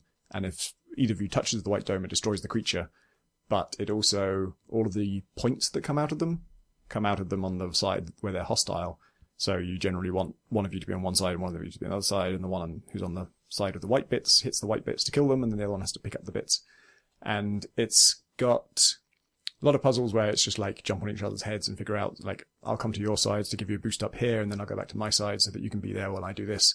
Or you need me to kill this creature for you, and then you can kill this other creature for me, and we'll move together that way. I think it gets a lot more interesting when there's these kind of momentum transferal pads. You and I played this actually, Chris. We did years ago in the office. Was this like in IGF at some point? Or something? I think that's where we played it. Because I remember, this was like 2011, maybe 2012. Yeah, and it came out probably not long after that. But yeah, there's these pads where if you're standing on the underside and someone lands on the top side, all of their momentum will be transferred to you. And that's cool if, like, someone can jump off a big cliff and then knock you basically down into your world by that distance and get you up a cliff on your side. But then you also have interesting situations where, like, the person who can jump off a big cliff, it's actually them who needs to climb up a big cliff. And so when they catapult you into the underworld, like, further down, you don't need to do anything. You just wait until you land again. And then when you land, of course, your momentum gets transferred to them, and then they get to bounce up. So you get to, like, be a momentum storage device. And there's loads of weird quirks of it like that. And there's some great things where, like, you'll do that, and then with the height you get from that, go through a portal between the two, just a gap in the floor where you can go to the upside down world. And because you've came from such a high height, you now got loads of momentum in there, and then you can kind of loop through another portal and keep building that. I find it really, a lot of the puzzles are very, like, elegant. And it's surprising, like, how many different puzzles they can get out of this without it being, unintuitive. Like, we would always figure out what we needed to do. I think there was a few where, like, there was too much skill in the execution. Like, we got through it, but it was annoying that, like, oh, we just fucked that up and we've got to do it again now because, it just required a certain amount of timing. It's a lot like Portal 2 co-op. Yeah. In a lot of ways. Yeah. So if you like that, you should play this. Also, if you like Stranger Things. Yes. There's literally an upside down world. Tom, Senior. Hello. What have you been playing? Very little I haven't talked about before on the podcast, I think. Okay. But have I talked about Grim Dawn? Is this a, like, 6 to 8 out of 10 looking point and click, action RPG hack and slash thing that you've been playing? I'd say it's close to 8, but, okay. but nonetheless, yes. That's exactly what it is. I think I've talked about it on the podcast before, but I'm still I'm level 35 now. And it is exactly the same Skinner box, and yet I can't stop doing it. Because when I saw you playing it, I thought it was not Titan Quest. What's the one the one that Path of Exile? Path of Exile. Yeah. But it's interesting because I think the head of the studio made Titan Quest, and it's very Titan Quest in a lot of the way it lets you dual class, and for better or worse, lets you kind of combine 2 of the 6 classes into a weird hybrid that might fuck you about 100 hours into the game. When it turns out that happened to me in Titan Quest. Yeah, I mean, a lot of the Titan Quest kind of avenues could destroy you in that. And it's huge, like Titan Quest is as well. It is called Grim Dawn, so you're gonna be seeing a lot of brown textures and a lot of kind of dark, horrible spiders and stuff. And in that respect, I miss Titan Quest, which was very, like, sunny, it was Greek mythology, and it was about kind of really beautiful killing loads of monsters in the sunshine as opposed to killing loads of monsters in the dark. But nonetheless, that's it. As action RPGs go, that's a significant change. It's very, very well made though, and the classes are loads of fun, the abilities are loads of fun. And I think I like Path of Exile because it has an incredibly complicated character building system where every item of clothing has a kind of system of gem slots, and some are linked and some aren't. And your character kind of progression happens on a board, a kind of gem board, where you kind of light up gems, and it's vast. It's just huge. You travel across this board, you can become anything you want. Incrementally, very slowly, you can become anything you want over the course of 100 hours. And Path of Exile is fantastic for character building if you really love that kind of gritty stat stuff. And Grim Dawn is a nice in-between. It's very much like Diablo 2 meets Titan Quest, basically. And if you like those two games, you should definitely play it because it's got all of the qualities of those two. It has been superseded by Diablo 3 for me, though. Like, the way Diablo 3 lets you pick and choose skills, and the way that Diablo 3 attaches skills to items now, which has been a thing they've introduced in the last year or so, where items can just, like, if you have a certain sword, a little fiery imp will follow you around attached to the sword. Like, it gives you meaningful character changes for finding this thing. And the way Diablo has done that has kind of made it more of a meaningful and fun action RPG. Plus, it's hard to underestimate Blizzard's ability to make basic, just hitting interactions feel really, really, really good. This even applies to like Hearthstone when you're opening a card deck that you found, and the Blizzards are just masters of that. Just click on another thing and make it feel explosive and make it pop out. And when an action RPG is just that 100 times an hour. And they're very good. You're always playing a game like this, as far as I can tell. Yes, pretty much. Yes. Not mean like 100% of the hours of the day. I mean, you always have a game like this that you are playing. On the go, definitely. And I'm kind of conflicted about it because they're definitely just Skinner boxes. And they're definitely just kind of cookie clicker. If you really boil it all down, take away all the kind of graphics and all the kind of the prettiness, it's basically just clicking on things to make numbers get bigger. But that doesn't stop it from being really satisfying. And when it's a lunch break and I want to kind of listen to a podcast in the background, this is the perfect game. It's just, it's my go-to thing of just, I'll boot up whatever action RPG I've got going. I'll kill 100 things and my character will progress a little bit. And I always think in my Path of Exile review, I refer to like my character as like a bonsai tree that I kind of trim every now and then to kind of keep alive and keep going. And that's the appeal of it. It's almost this kind of background obsession that you kind of cater to every now and then. Putting a jigsaw puzzle together, building a ship in a bottle, you know. Yeah, exactly. Yeah, it's like that. Yeah, it's hobbies. It's hobbies because I've started like doing modelling and doing wargaming stuff as well. Yeah. And it ticks the same sort of box for me. And it's not quite as satisfying because with modelling and stuff, you actually get to have a thing at the end of the day that you made. But nonetheless, you are building a thing bit by bit. You don't have to find space in your house to store all of the weapons that you've found in Grim Dawn. No, thank goodness. I guess the follow-up question would be, given that, I guess every time we end up having a conversation about a different game in that genre, we loop back to the fact that Diablo 3 is kind of perfect now. What draws you away from it? Is it just boredom with Diablo? Is it this idea that there's something to be found in these games that could be done better than? I think mostly it's just classes. Is that I've seen all the classes in Diablo 3, and I've seen what they can do, and I've seen all the skills and abilities and how they combine and what they can do to things. And now that's gone, that game is kind of dead to me. I've no interest in going to higher and higher difficulty levels if I'm not seeing new abilities or new ways to build my character. Whereas something like Grim Dawn offers me loads of new ways to build my character because it's like Titan Quest, quite a slow burn action RPG. But the moment that Blizzard, if they were ever to release a new expansion for 003 with a new class, I would just be all over that instantly, and that would be my new action RPG. That makes sense. Did they add a new class with the last? They did, the Crusader. Oh, right. She's really good. She's awesome. Yeah. Best character in HOTS as well. Oh, really? Ah, sweet. Deserved. Yeah, the Crusader's awesome. What have you been playing, Chris? I've been playing, speaking of games inspired by Blizzard things, or at least following some of the patterns Blizzard have laid out for the industry, I've been playing Duelist. Only decided today, actually, so this is a kind of initial view after a couple of hours. So Duelist is kind of a card game. It's definitely a game that exists because Hearthstone was successful, but it's not like Hearthstone, which is sort of the key thing. So it is a square grid-based strategy game. Where you have a hero character, and your aim is to destroy the other hero character, and you can move and attack in a turn, and that's kind of the basic rhythm of it. And then But it also has the Hearthstone element, or the magic element, which is every turn you gain some more mana, and use mana to play minions from a hand of cards that you are drawing, essentially. And you play those minions directly onto the battlefield in a radius around your hero. And then lots of the same principles apply. So there are minions with, I forget what they're called in Duelist, but effects that trigger when you summon them versus effects that trigger when they die versus minions that can charge in the turn where they're played versus minions that most minions have to like have a turn on the field before they are activated and stuff like that. So in all those ways, it's quite equivalent to Hearthstone, but sort of entrenched in all of that, familiarity, there are loads of little design decisions that make it feel very different. And one big design decision, which is the fact that it is also about positioning and moving units around a grid in a sort of chess way or something like that.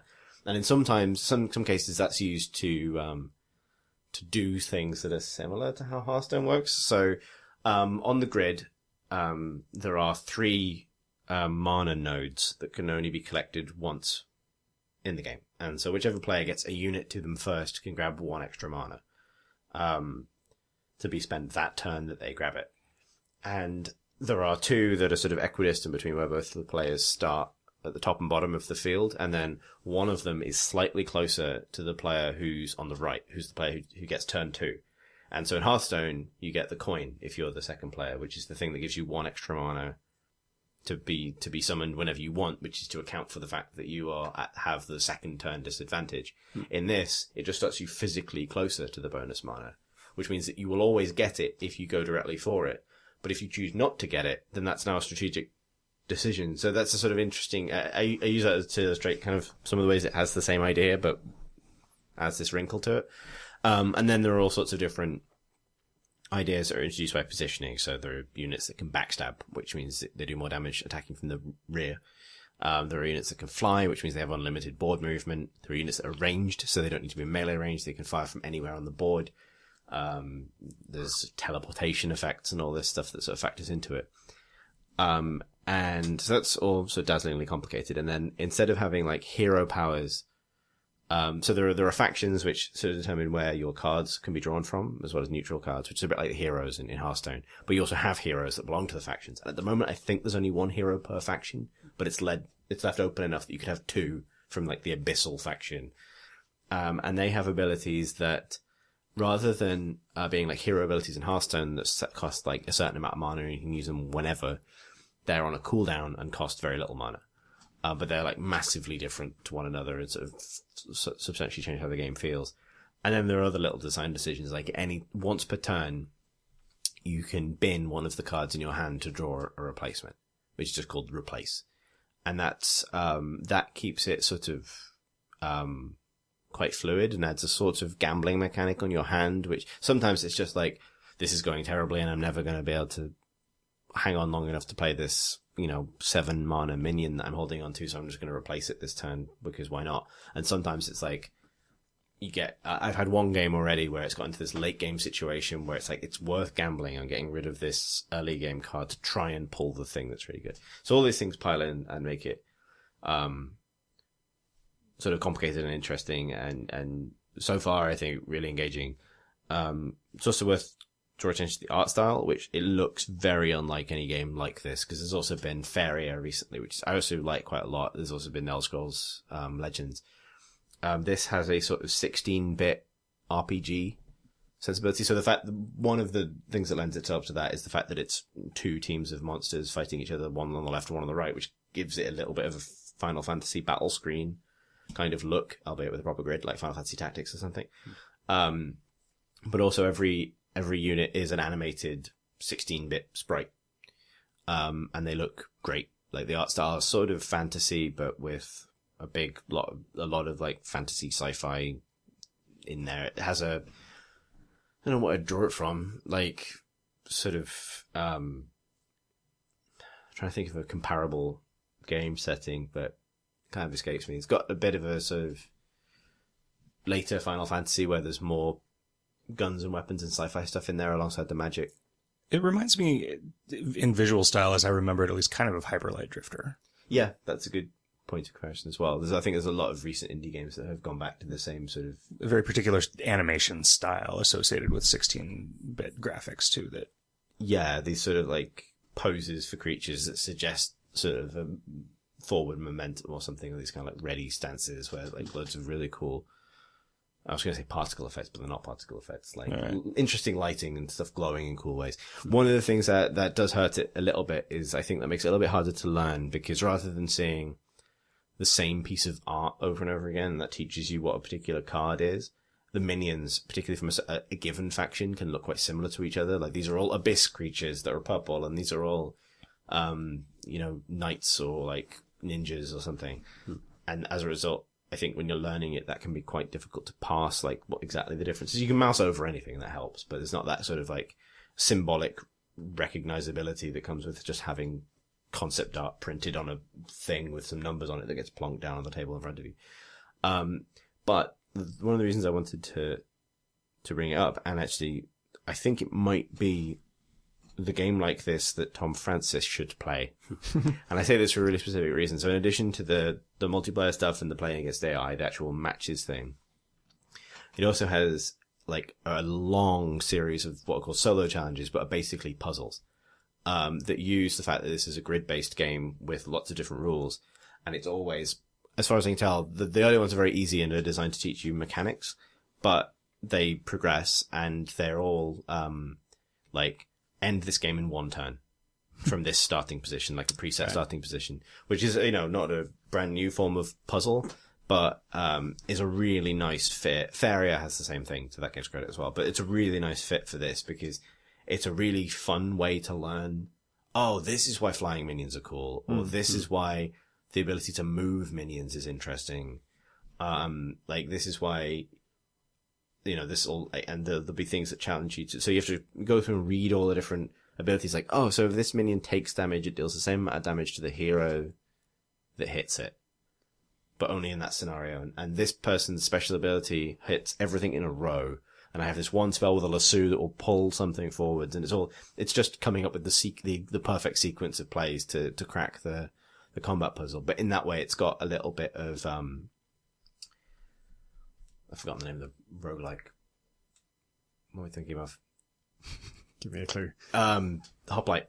Oh yeah. Sort of like planning around a grid and different weapons and abilities that will kind of trigger in a series of movements or optimal efficiency to kind of like, it's a very different context because it's not to get to the next level. It's just to kind of like, how do you collapse this big playing field full of units down to in the optimal way. Yeah. And so it gives you them, and that's one way of like, learning all the game mechanics, but also in addition to, it has Hearthstone's daily quest system, which will be like win 3 games in ranked, win 1 game with this faction, that kind of thing. But there's also a daily challenge, which is drawn from Splunky, which is the other, great thing, which is a pre-generated single shot puzzle for that day, which gives you a little bonus of gold. It's a free to play game as well, so there's sort of no reason not to jump into it, but that earns you a little yield of gold to spend on card packs, which open in exactly the same way as they do in Hearthstone, because Blizzard fixed how that works. Yeah. And you gotta imagine Wizard of the Coast somewhere trying to figure out how to get an actual foil pack of cards to explode. Speaking of them, that puzzle thing sounds like there was a feature similar to that in the last Duels of the Planeswalkers game that was great, but there were only like 5 of them, and you played them and you were just done. How many, is there a lot of that kind of puzzle stuff in the list? I dipped my toes in it. I think there's at least 40 odd. Yeah, wow. So, like, after you do the tutorial, which is like a linear tutorial thing, you have the daily thing, and then there's the solo challenge screen, which is in chapters, and each chapter is 5 puzzles. And I think there's at least 6 chapters, because I think I've got 5 of them unlocked, and then there's at least 1 more that I need to play some more multiplayer games to unlock.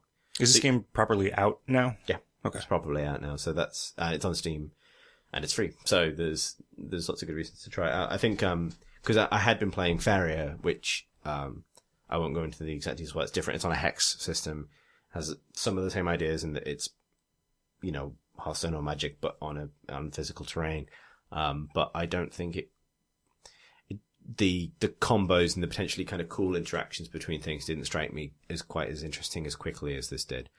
One of the reasons for that is best, I guess, demonstrated by an early the first match I had that was like came down to the wire in an actually interesting way, because I think a lot of the time, particularly when players are learning the game, you're still just making decisions based on what's in your hand, and you're not really like, thinking loads really far ahead because you don't understand everything in the game yet. But also, like, late game Hearthstone can be, well, either doesn't happen because one player snowballs into a victory and that's that, or it's just a question of kind of like drawing cards at each other until someone gets the right thing at the right time, and that's more often than not the thing that's going to win that game. Not to say there isn't strategy around that, but a lot of the time it will come down to, oh, you drew Pyroblast, and this duel between... This doesn't sound like a thing where there's going to be just like a decisive board clear that you know that this, like, if this opponent of this faction gets to turn 7, they definitely have a thing that's going to destroy all of my minions. Like, it seems like the increased complexity of the board state means more potential for... Simply, like, because you can block routes, which is really interesting. Like, I had a game against, the faction I've found myself drawn to, they're called the Abyssians, which is the Lovecrafty kind of theme thing, but they're basically like as far as I can tell, they're the sort of zoo, rush, go for face with loads and loads of minions faction. They have a way of summoning loads of rubbish minions constantly. And filling the board. But actually, unlike a game like Hearthstone, where you would fill your side of the board, and it's actually more of a hindrance for you, filling the board is actually a huge pain in the ass if it's just busy and your hero's stuck in the middle of this sea of shitty little tentacle snakes from the void. And I was playing against a guy whose faction I feel that they're the red faction, and it feels like they are the burn faction. A bit like red in Magic. It's they're going to nuke you down. Can they summon a red faction gorilla? No, they can't. That would be an amazing thing. They're basically also ninjas, and they have like the minion you always see them bring out first is a guy who gets +1/+1 every time you cast a spell, and then they have the most reliable like minion burn stuff I've seen. So that's the and then their hero ability is something like your heroes can equip items, and they can do things like every time they cast a spell, the enemy's hero takes damage. So you can just do this sort of like snowballing spell damage thing. And that was a really interesting matchup because I just started eating him with tiny little one hits until he started to run away. And he had a couple of beefy minions that I couldn't easily clear, but I had my hero sort of like very slowly moving along the top of the board, constantly resummoning these walls of snakes around her as time went on. And like doing things like letting him, I knew I could destroy. I had a clear that would kill his biggest minion, this guy who was buffing constantly. But I could keep doing things like hitting him for 1 damage and then teleporting him onto the opposite side of the board, so he had to run back, which was actually way better than just clearing that minion off the board, because it prevented him from being a threat for several turns.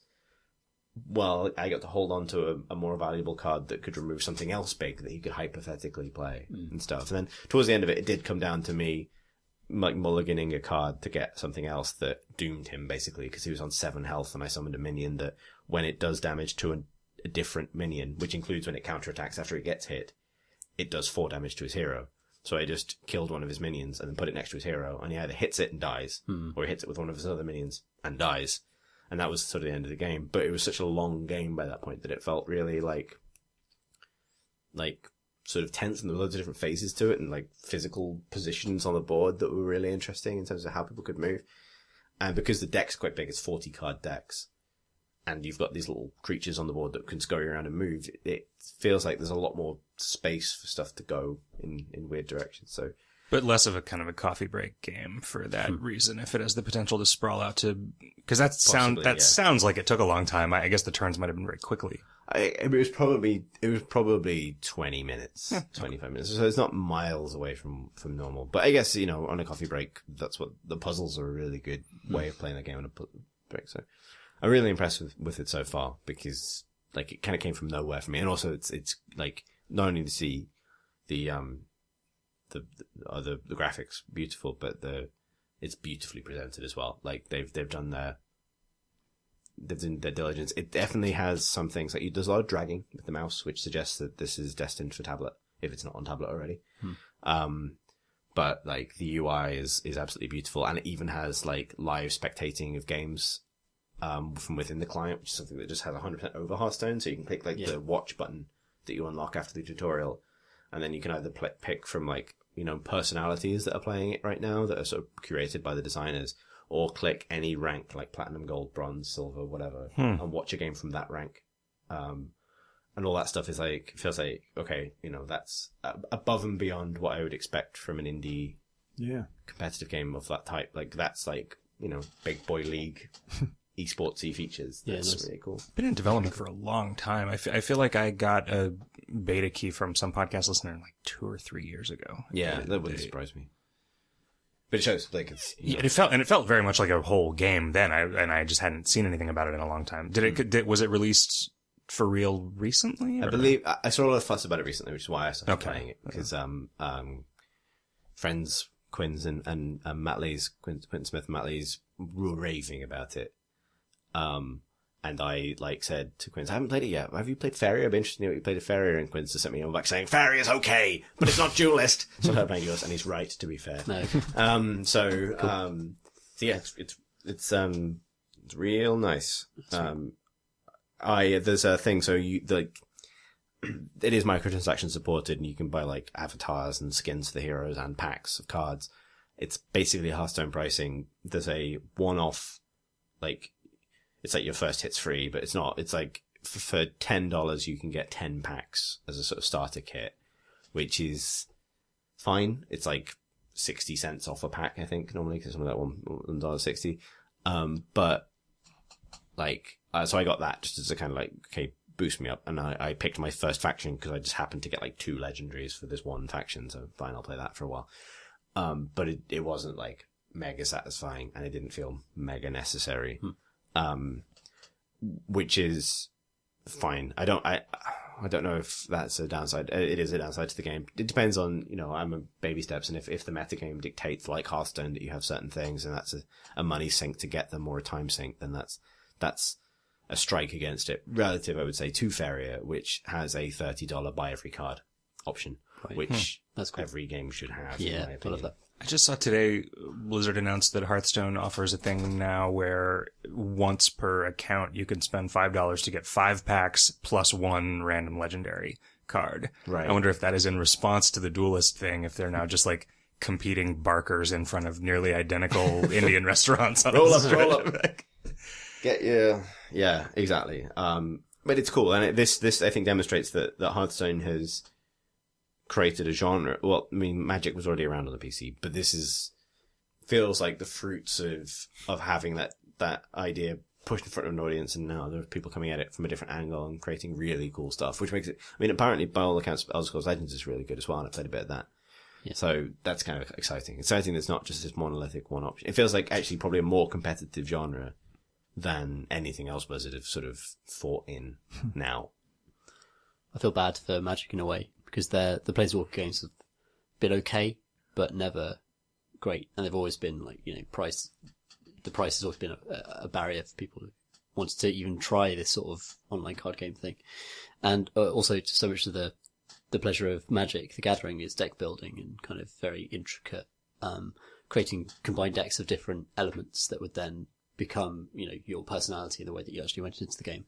And that was just not part of Planeswalker games, really. You can kind of do it a little bit, but they held back the complexity and the kind of competitive element of Magic. And there is a Magic the Gathering online game separate from the Planeswalkers games, but I think it's really old. It is, but it's still I think it's a real albatross for them, because they, the cards that you buy in Magic Online cost the same as regular cards, and they're just the virtual versions, and you can turn them into a real set of cards if you get a whole virtual set. Apparently, if you get one of every card in a set, you can click and then they'll mail you one. Cool. But it seems like just such a weird old thing that has made it so they're constantly competing with themselves when they try to do anything with a video game. And they've apparently stopped doing the Planeswalkers games too. There is now just Magic Origins or whatever that they're theoretically going to keep updating as new sets come out. It's I guess the comparison there is that Magic is EverQuest or Magic is Ultima Online, right? And Blizzard have just come in and sort of squatted on top of it, and now everyone is just competing with the way Blizzard decided that genre should be done online, and that was such an open goal for Wizards of the Coast Yeah. before that happened. But oh well. Well, Wizards is doing fine. I mean, Yeah, it's true. That's their physical card game is still. I mean, they're certainly getting a lot of my money. Yeah, and I think there's cool stuff they do that I wish that Hearthstone would do, where they kind of reboot every now and then and say, look, this is the new phase of Magic, and these are the new cards. And Hearthstone does do that now. oh, does it do that? Yeah, they've adapted the standard. They even call it standard, like Right, okay. Magic the Gathering It's does. standard and wild now in Hearthstone. Oh, that's good. Maybe I should look back at it, because like that gives new players, people like me who aren't that engaged with it, to kind of give me a jumping on point every now and then. Yeah. So yeah. That came in with the last expansion. Okay, cool. It's and it's great even in a like sort of meta-dominated environment. It changes that a lot because there are just certain cards that like they're in every deck because they were just slightly too good, Right. And it's nice to not have to have those anymore and still be able to play around a little bit. It's fun every time there's a new expansion to Hearthstone. It takes a little while for the meta to stabilize, and that's a time when you can actually have a lot of fun just sort of dicking around with new cards. And That's what I want, really. Yeah, well, we're just coming off of one of those now. So. Cool. Shall we do questions from questions? Yeah. Let's do that. Cool. First off, we have loads of questions for Zack specifically. Hooray. So this is questions from questions to Zack. Zed Fang writes on Twitter, question for Zack. Give me one thing CNC are completely and utterly wrong on. The rest of you, defend yourself. Excellent. In all honesty, you guys are the one podcast that always gets everything exactly right. I realize this is a boring answer and not going to create the fight that he wants, but that's a very civil thing to say in my house.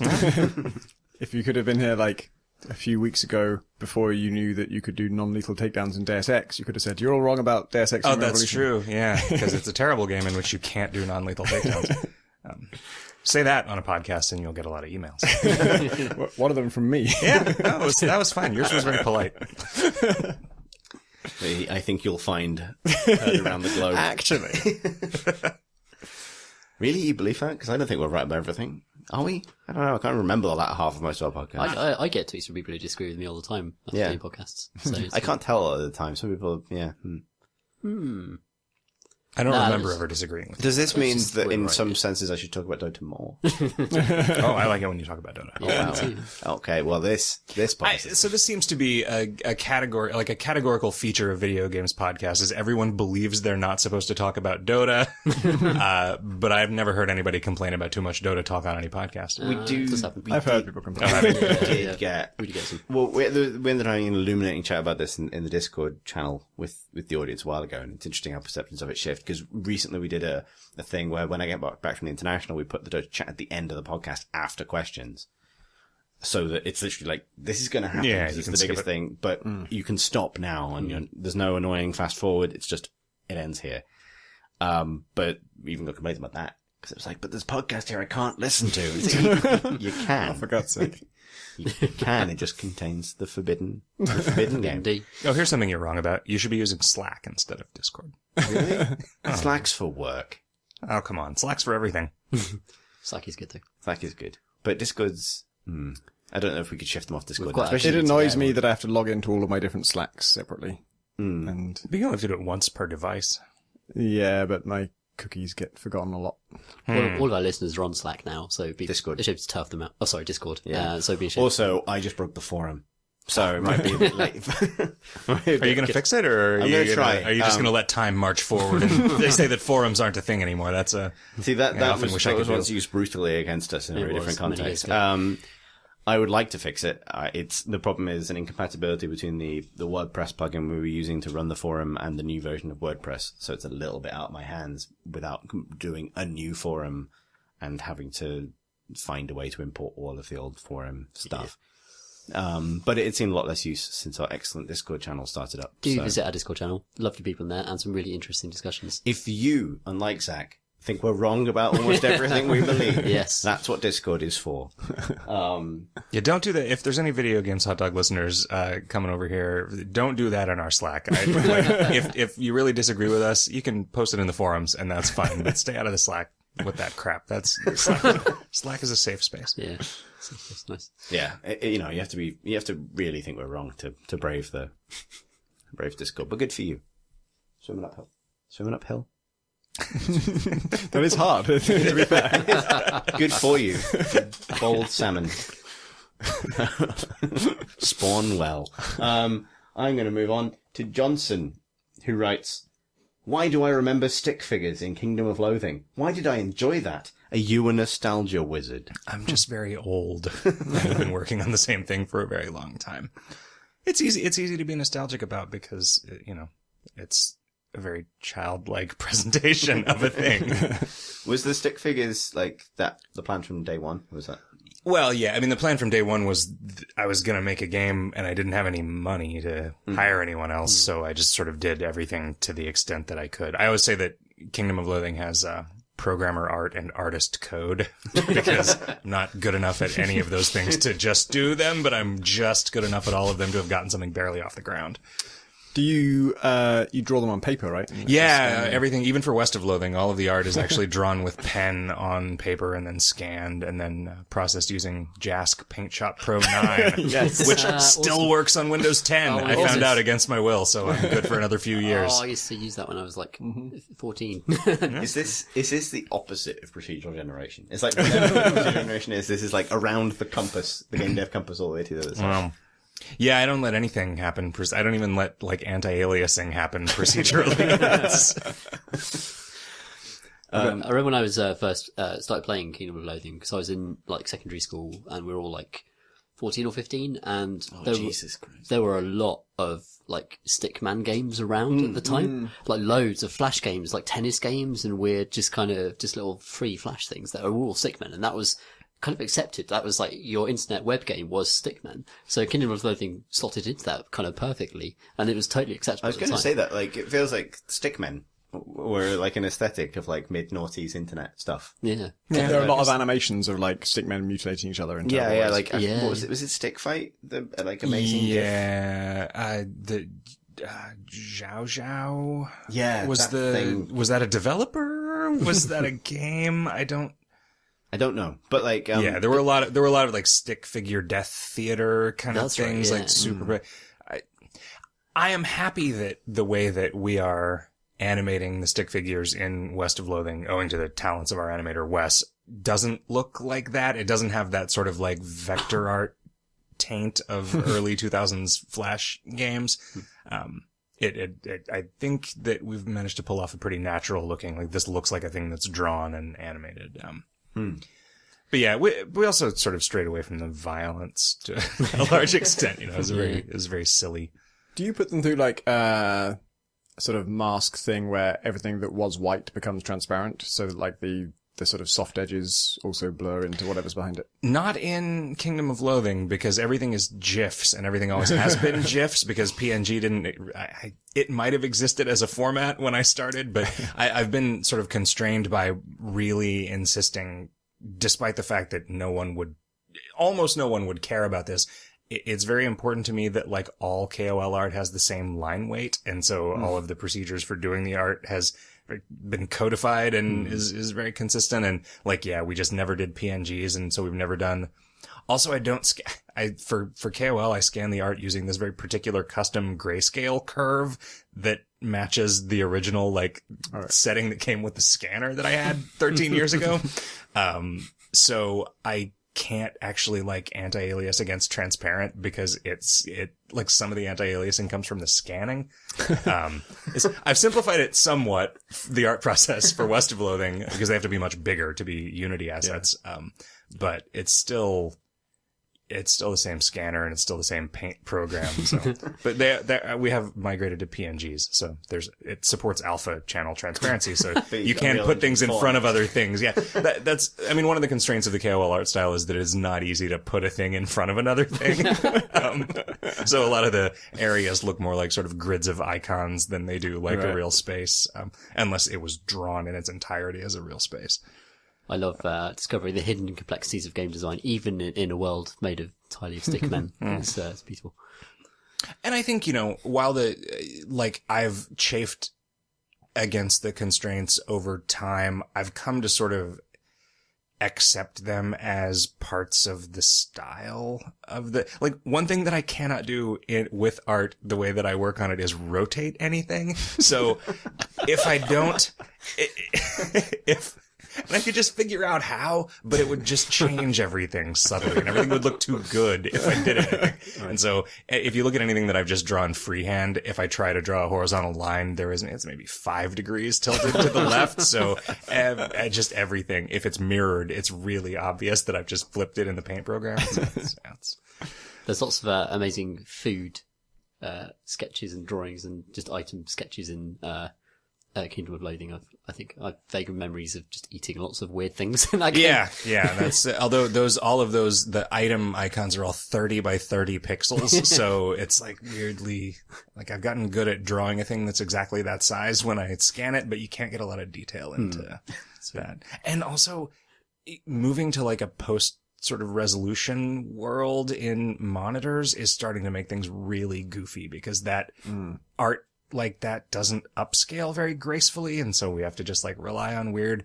browser tricks to like not make it look like complete garbage on a retina screen, and they don't always work, and it's Gunpoint was fixed pixel size, so if you played on a retina screen, the game would just be in little black, like in a box with black borders basically, because like your screen is bigger than our levels. Our levels are just a fixed number of pixels and we don't scale them, so you have super high res, you just see more of the level. And it was released right at the time that, I think at the time it was released, probably 1080p was the normal maximum. There were some people who had like 2500 horizontal width, but not many. And yeah, it's just like incredibly constrained by this one decision we made. Because you can't scale it up by 50%. That's the one thing you can't do with pixel art. right. But good for you, man.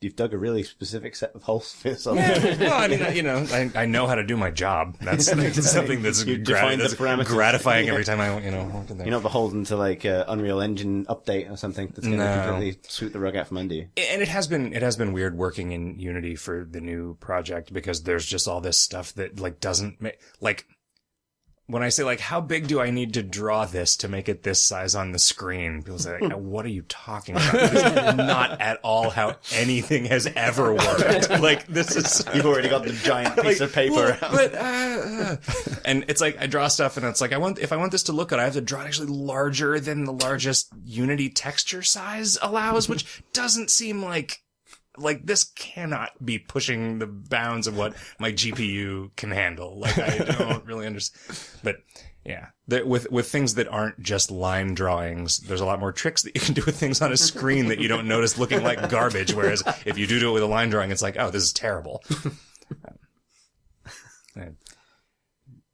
Trevor writes 3 different questions, so we'll go through them one by one. Number 1. Did you play the BBS game Legend of the Red Dragon? How did it influence KOL? As an outsider, he says both seem very similar. Yes, I did, and I would say that it influenced KOL by being like almost a primary direct inspiration for Kingdom of Loathing. I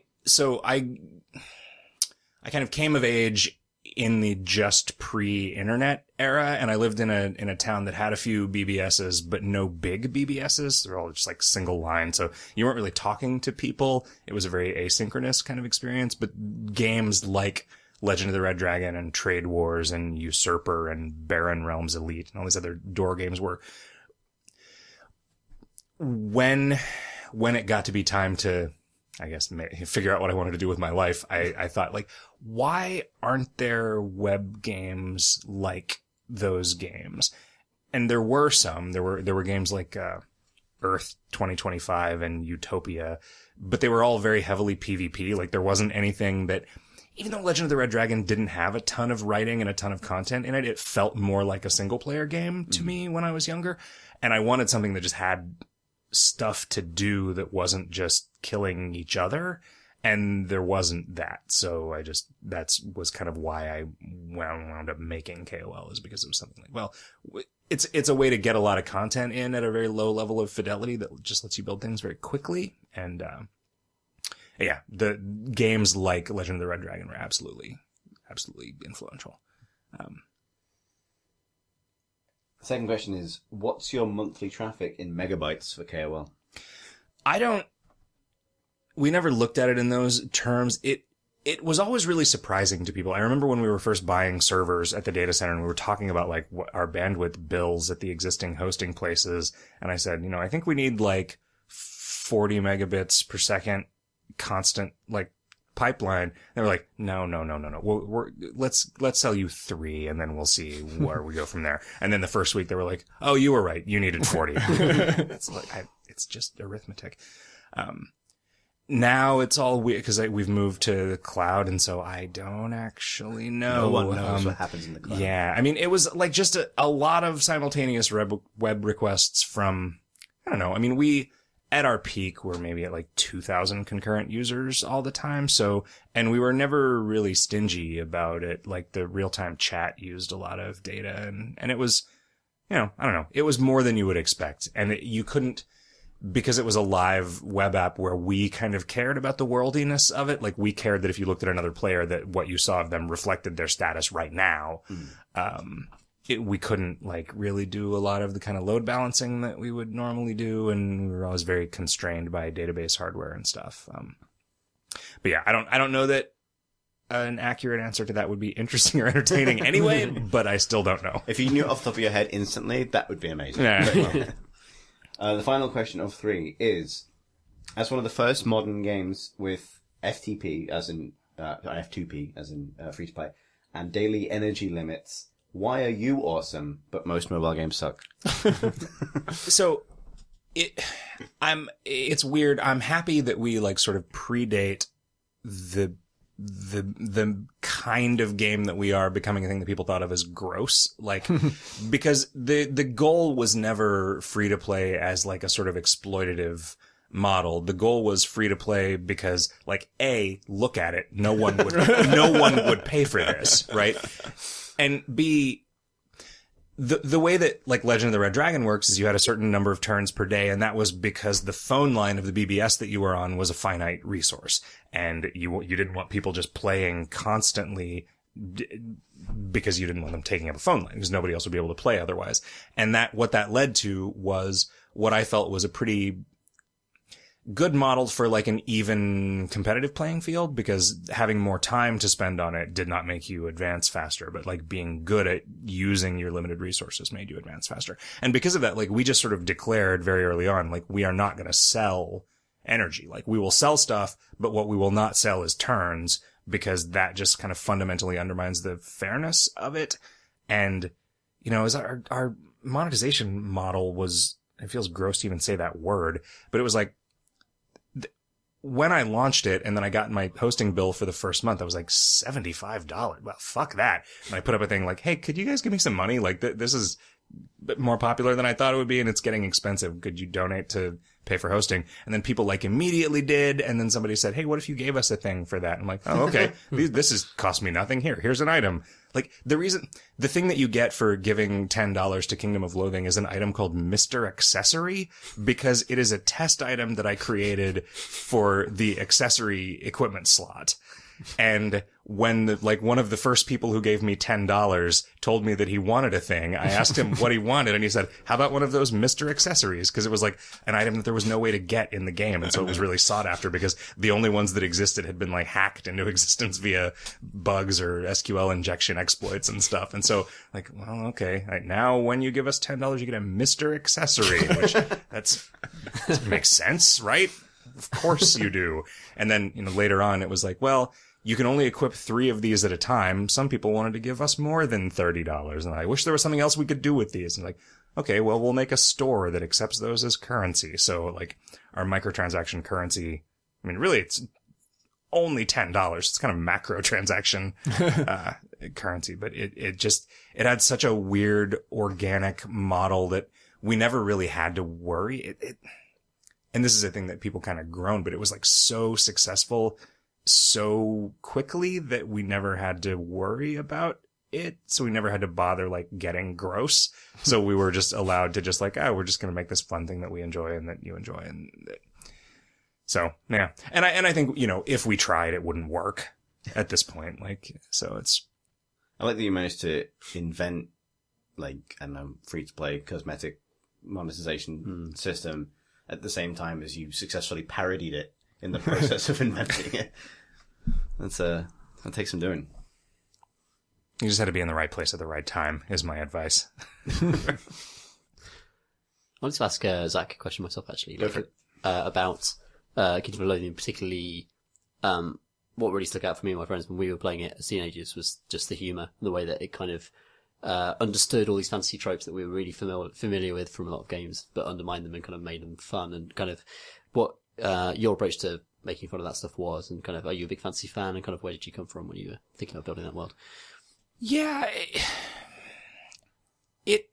a lot of it was just kind of, when I see other game developers working on stuff, like sometimes people will just put in like sort of scratch dialogue or scratch descriptions of things that are just like some dumb joke. And it occurred to me that like, well, that's just how we work. Like whatever dumb thing occurs to us when it was, like describing a rock or whatever, that's just what we're going to put in there. And there's not a lot of editing that goes on really. And there's not a lot of distance between the kind of stream of consciousness thing that falls out and the finished product.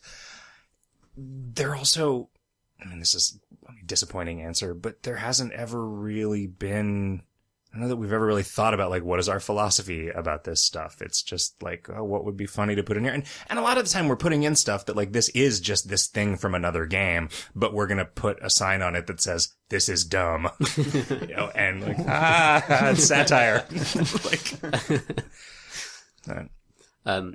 I wanted to ask you about particularly some of the crises, minor crises that have afflicted your community, and the way you guys have dealt with bugs in the past and things that have gone wrong with the game and recovered.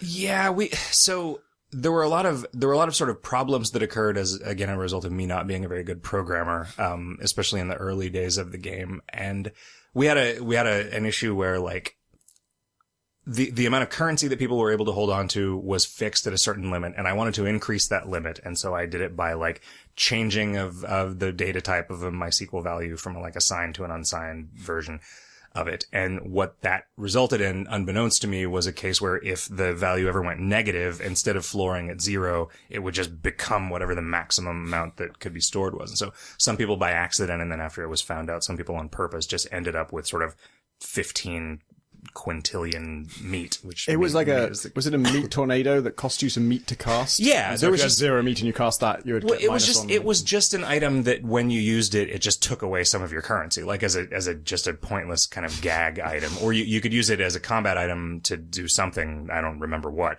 but if you used it outside of combat, it was just like, don't do that. Here. And so yeah, if you were at 0 meat and you used one, it was just like, oh, now I'm as wealthy as it's possible to be. And everyone expected us to roll back, but like, sure, we could roll back to this database backup is right over here behind this curtain. And so we ended up just sort of dealing with it in the fiction of the game by like, that's when we instituted the penguin mafia that would just like randomly, if they detected that you had a certain amount of currency, they would just beat you up and tax you. We didn't do that for very long because that's like taxes aren't fun. And that's kind of what that was. We put up a leaderboard on the front page that was basically just like, who wasted the most currency today? And a lot of people would waste a lot of currency to get to the top of that leaderboard. We sold some items that did nothing but just cost a tremendous amount, that were just like sort of these status symbol things, and they were never going to do anything. And part of it was just a constraint of like not being able to really deal with it in a good way, like rolling it back. But I also, even if I had had the opportunity to roll it back, quelling the sort of bad behavior of the people who had in bad faith exploited this bug wasn't worth like hurting the people who were excited about a thing they found this morning and didn't do anything wrong. And why did I lose this thing? Like, why was my progress reset? I didn't do anything wrong. And I also knew that there would never be, like, it was definitely going to happen again at some point. Like, I was going to fuck up in a way that was as bad as that or worse again in the future. And so, like, establishing a precedent of like, well, let's just make this a world that can deal with that. Like, this is not like, we don't need to take this really seriously, right? Again, look at it. Like, it's not, while it was important to people that their stuff have value that meant something, like you could reasonably be expected to roll with the punches, I think, especially because it was always a thing that was kind of described as being an open beta. We never have really gotten to 1.0 and we were never really planning on it. So, but yeah, there've been a few things like that. I think there are lessons here to be learned about real socioeconomic inequality, like how to deal with it. Yeah, just that's why make a leaderboard for who can waste the This most is why money. yachts exist. Yeah. They are the literally leaderboard what for they're wasting for. money. Well, except yachts do have a function. That's true, yeah. I guess maybe this is why jewelry exists. Yeah, but, yeah, but then that kind of backfires too. The yacht of meat that is just A meat yacht. Yeah, no. I mean, maybe that is what we need. We need like a big leaderboard that's projected on the moon or something that says like, who's given the most money to the poor this month? yeah. That's how we Let's enact give it a shot. a better society. Just need a moon projector. Any more questions for Zach before we move on to questions that are almost universally about Deus Ex? The answer is no. Okay, so Jonathan writes a question about Deus Ex. He says, since Deus Ex is once again on our minds, I wanted to relay a thought I'd had. As many people did, I played through Deus Ex Human Revolution completely non-lethally and largely invisibly. The thought that would cross my mind when I was hiding from a guard beneath a desk was, this is for your benefit, not mine. So go away. What I mean by that is my Adam Jensen was a lethal killing machine loaded with a small arsenal of unused, upgraded weapons and full ammo stores. If I didn't arm chisel the guard to death, my landmine supply alone could paste his entire squad across the level. So really, the fact that I was hiding was benefiting the guard more than it did Adam Jensen. I'm playing Assassin's Creed 4 right now, and when it's not a forced stealth mission, I do try to stealth a lot of it, but the same fact applies. If I wanted to, I could just up and murder everybody. My question is there a fundamental dissonance that these games have from trying to appeal to action and stealth players? Can you think of a recent game where stealth is not forced per se, but you're not capable of doing any more than running away if spotted? Keep up the pudding. Jonathan. Yeah, I mean, I guess stealth is forced in this, but Neon Struct is a game where you really can't do anything, like, you're not doing them a favor by hiding from them, you're doing yourself a favor, because you can't take them in straight combat. And I think, isn't this also true in Volume? Like, you can't ever defeat them in straight combat, you have to be stealthy and... Volume's got a lot more puzzle game in its DNA, though, Yeah. in terms of there being a way through a level and so on.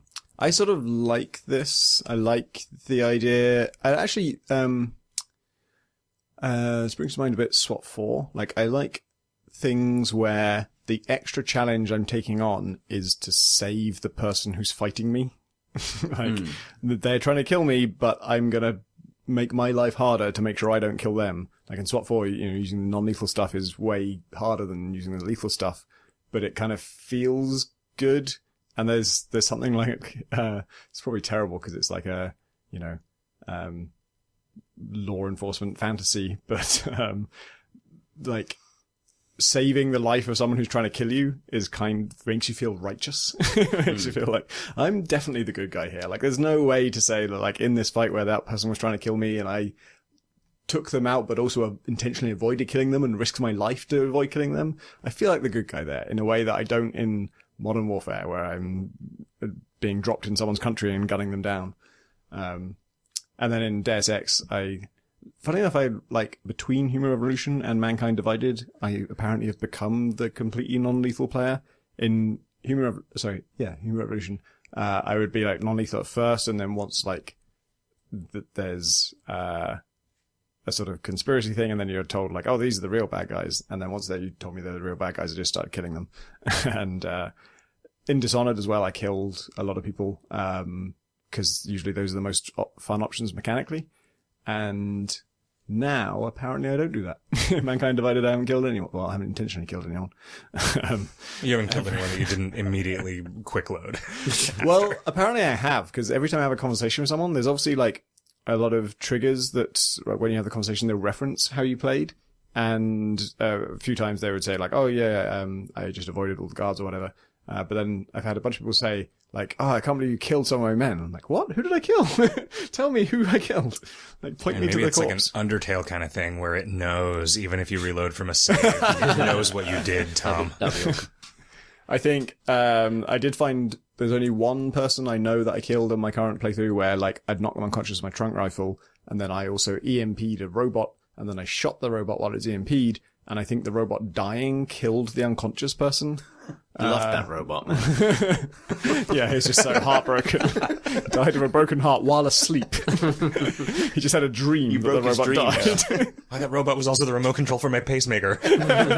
Why did we build it this way? That Amazon drone had my insulin. The internet of shit.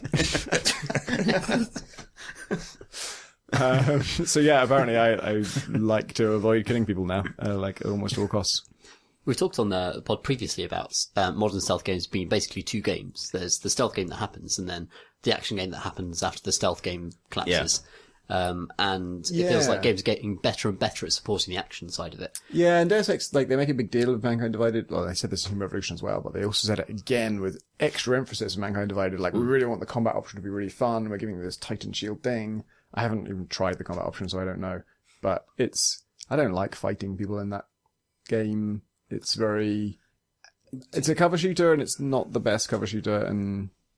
Do you think there's a degree of, like, they're protesting a bit too much because, like, the thing that was comically bad about Deus Ex was the shooting? Like, because, I mean, it may be worth remembering that stems from a position where, like... That was awful. Yeah, like, you know, when Deus Ex came out, people had solved the problem of, like, shooting a man with a gun. That can feel real nice.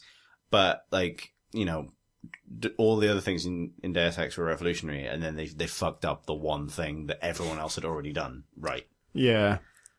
It was, it's also like, I don't know how intentional it was, but it was to some degree like a sort of design thing of like, Deus Ex is kind of different to the modern Deus Ex in that, like, the direct approach was not viable most of the time. Like, you could specialize in it to some extent, but for a long time, you were never going to be able to just shoot all the guys. You were going to die on the maximum difficulty. Like, a single shot from an enemy can kill you instantaneously. So, it just wasn't viable to do the direct approach, and that was kind of what got me into it. It was, I realized, I can't do this. I outright can't do this, so I have to think of a clever solution. And modern Deus Exes don't do that. They say, oh yeah, you can do that. If that's the playstyle you want, you just and kill that's them. like, that's, you know, directly thing, and that is a factoring gunpoint, right? Like, guns are lethal. Like, that's, you know, shot by gun, fall down. That's my philosophy.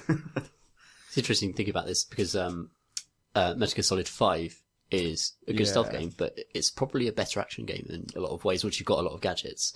Yeah, and I think it does do a better job of merging the two. I definitely had a good mix of stealth and action in that. Like, I would...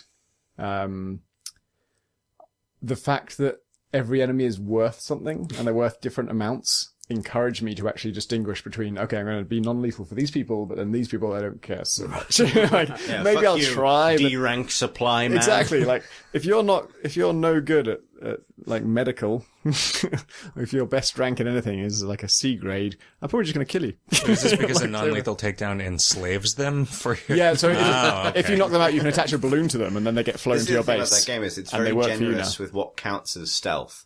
So strapping a man to a very loud balloon with a light on it, that's a stealth. Yep. Whereas shooting him with a silenced pistol, that's lethal. Like, but I felt like that's what I needed in games like this, is like, Mankind Divided, I'm really enjoying non-lethal. I think they've done a good job of making that fun. Dishonored, I think, didn't do such a good job of making non-lethal fun all the way through.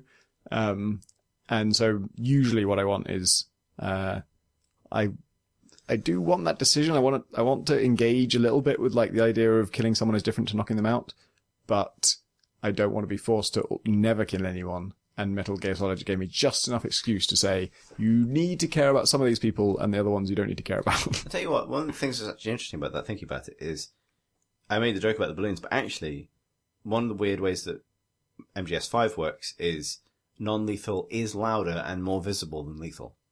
If you kill somebody, like the silenced pistol is very efficient, they go down, you can hide the body and it's fine.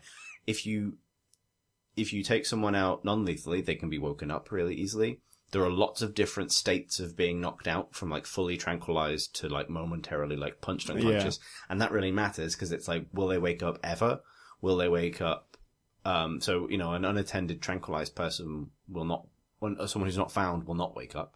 But someone who's just been, like, punched out will wake up by themselves and will go, I was punched out. Not like, well, that was weird. They're but write also, their memoirs. and the only way to remove them from the map in a way that they can't possibly be discovered is to strap them to a Fulton balloon, which can be seen by enemies that will go like, Jeremy was just stolen by a magic balloon. Something's going on. This will sound weird, guys, but Jeremy is right now attached to a balloon in the sky.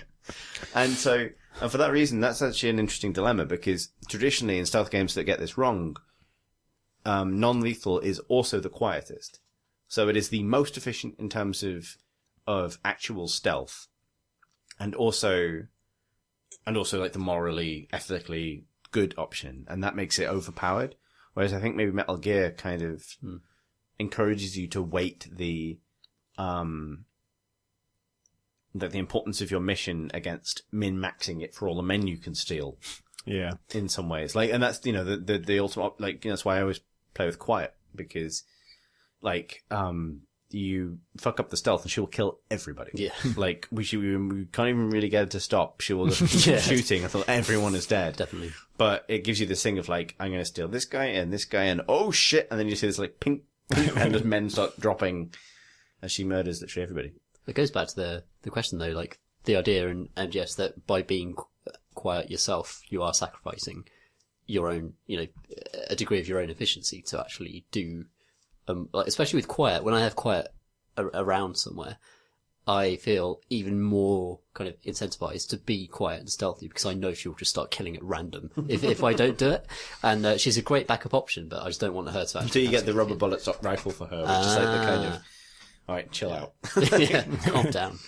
You didn't find stealth in Dishonored to be In satisfying? non-lethal stuff, I never did a full non-lethal playthrough, but on my normal playthrough, I would sort of like initially try and be non-lethal and then be like, fucking hell, this razor mine, that sounds really cool. Or this, there are so many cool options that involve, that you, like, particularly rewiring death fields and death Teslas. Like, there was no way I wasn't going to engage with that Sleepy system. I Tesla. have to do that. If there's some way to subvert some it's kind too of bad you couldn't do a knockout thing version. to annihilate people, I'm going to do it. And then, of course, the game says, now you're a terrible person, daughter's fucked up. That's one of the great things about Dishonored 2, at least design-wise. Obviously I haven't played it yet, but they have added, that's the point of the upgrade tree, is every power now has branching upgrades that take it either non-lethally or lethally. Ah, that's awesome. Yeah, So, I presumably the rats gum people to sleep. Oh, it's God's soft. Sleep rats. They just crawl under them and provide a nice fluffy bed. Yeah, exactly. The rats are carrying me off somewhere. I guess I gotta go. Bye. The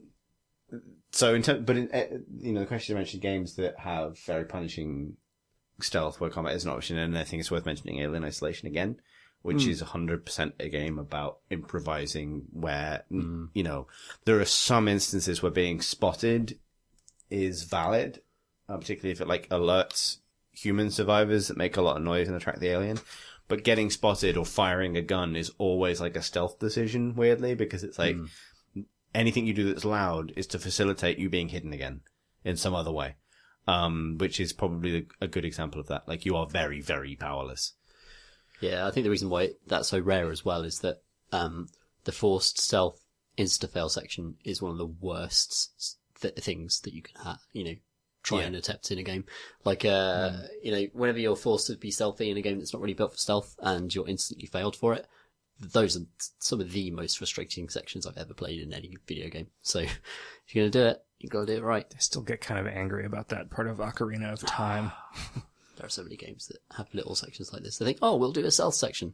Oh, what if the enemy spots them? Oh, just fail them and put them back to the beginning. No, Black Ops is the one don't ever do that. Still greets with me. Make a whistle-blowing noise. It's weird, like, the thing I always remember about the way that New Thief, the Thief 4, fucked up is that they had an instant fail non-stealth section, which first forced you to be spotted, which is the worst thing in a stealth game, and then cut to a cutscene where you're standing on a rooftop, but then someone let some dogs off onto the rooftop. Oh yeah. And then you got to run away across the rooftop being chased by dogs, and if you fail it, you get to watch a cutscene of you being, like, caught by dogs. On the roof. Parkour dogs. Yeah. Which Parkour. Can't top that. We have another question about immersive sims, which is probably worth daisy chaining into this one while we go on, which is from Peter, who writes, games need more Nazis. He goes on to explain this. Hear me out. I'm specifically thinking of immersive sims. The new Wolfensteins didn't have all the features of a true immersive sim, but were the only games where it felt fine to merge many different approaches without feeling like you'd done something wrong. And I feel like a lot of that is down to your enemies being Nazis. He puts in parentheses, basically. Some broader immersive sim wankery follows, which could be a good name for this question. These games tend to idolize the most passive approach, which leaves many tools unused, and also offer no real conflict of ethics with the challenge. Deus Ex never even lets you do lethal stealth, as the lethal takedowns are too loud. There was the Dishonored problem of every kill feeling dirty, even if potentially ethically justifiable, and in some cases more humane than the non-lethal one. Sometimes you feel like you need to go guns blazing, or at least fast and lethal, but if you're so invested in being the cuddle-to-sleep ghost, that you're just miserably unequipped. Basically, I want to kill people and feel no remorse. And what else are games for, if not that? Regards, Peter. The new Wolfenstein is the only game that I can think of where I very happily played stealth until I was caught and then just killed everyone. Because also stealth, you were still killing them when you were playing stealth, which I think is a critical differentiator. Yeah. If you're forced to kill, then that's when This is a game about killing, so this is fine. I am disturbed a little bit in general by the sort of people's enthusiasm for killing Nazis, because in defense of Nazis, Okay, Tom. good start of a section. I just always think that you're killing people who are just in a certain political system that they were, What if it takes possibly place in Nuremberg? fell into without much ability to get out of it.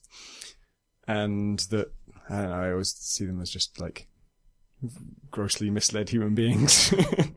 Maybe I overthought Wolfenstein 3D. Yeah. I mean, you could fit robots or aliens into the same thing he's mapping out, right? Which is like purely evil. Yeah. So creatures. the question is like, what do you feel? The trouble is like, there's something about robots that is not as satisfying to kill as humans. So I'm in the weird moral quandary of, They don't I really find it feel satisfying it, to kill right? humans, but I also believe... They don't know what it is to be alive, so they can't appreciate the fact that they're And dead. they fall apart into cogs instead of blood. What about aliens? The right kind of aliens can be satisfying to kill. But in that case, are we not back to the Nazi problem? Depends how they were led into the political system they believe in. You want What they aliens serve. basically evil. Yeah, I think actually the sort of thing about like, if they're evil enough, it's okay to kill them. I almost want to avoid that. I think it's easier to make a justifiable kill if the thing you're killing isn't conscious in some way. So robots are good for that. But then because they're made of metal, that's bad. So like maybe the synth guys in Alien Isolation are But have pretty you okay seen to Blade kill. Runner? Yes. I've seen many things that raise questions about the consciousness of robots. I'm still happy to kill them. That's where you draw the line. But I would rather they were filled with goo, so it's more satisfying when I kill them. Okay. Because I thought maybe the point we would end up here is maybe killing is problematic in some No. Good. Well, at least we didn't trip over that one. I think it's funny because I think that's the thing, right? Like games are about conflict and conflict resolution and defeating enemies and whatever. And the less abstract that becomes, the more you might reasonably ask for a different approach. And that is the root of the classic thing that Edge is made fun of, the why can't you talk to the monsters, which was a criticism leveled at the original Doom. And the idea was, well, games have become this much more convincing than Commander Keen or something else. So why can't you talk to them? Like, why can't we have a diplomatic solution to this hell-based Mars crisis? And as they become more convincing, that option invites itself, and then games come along that offer some of those options, if not all of them. At which point, the traditional video game approach, which is included because it's still a video game, gets weirder and weirder and weirder the more you think about it, because you can't still have, like, well, here's diplomacy and here's Robotron. And these are the two approaches to conflict, like, or, here's hiding and here's, Doom.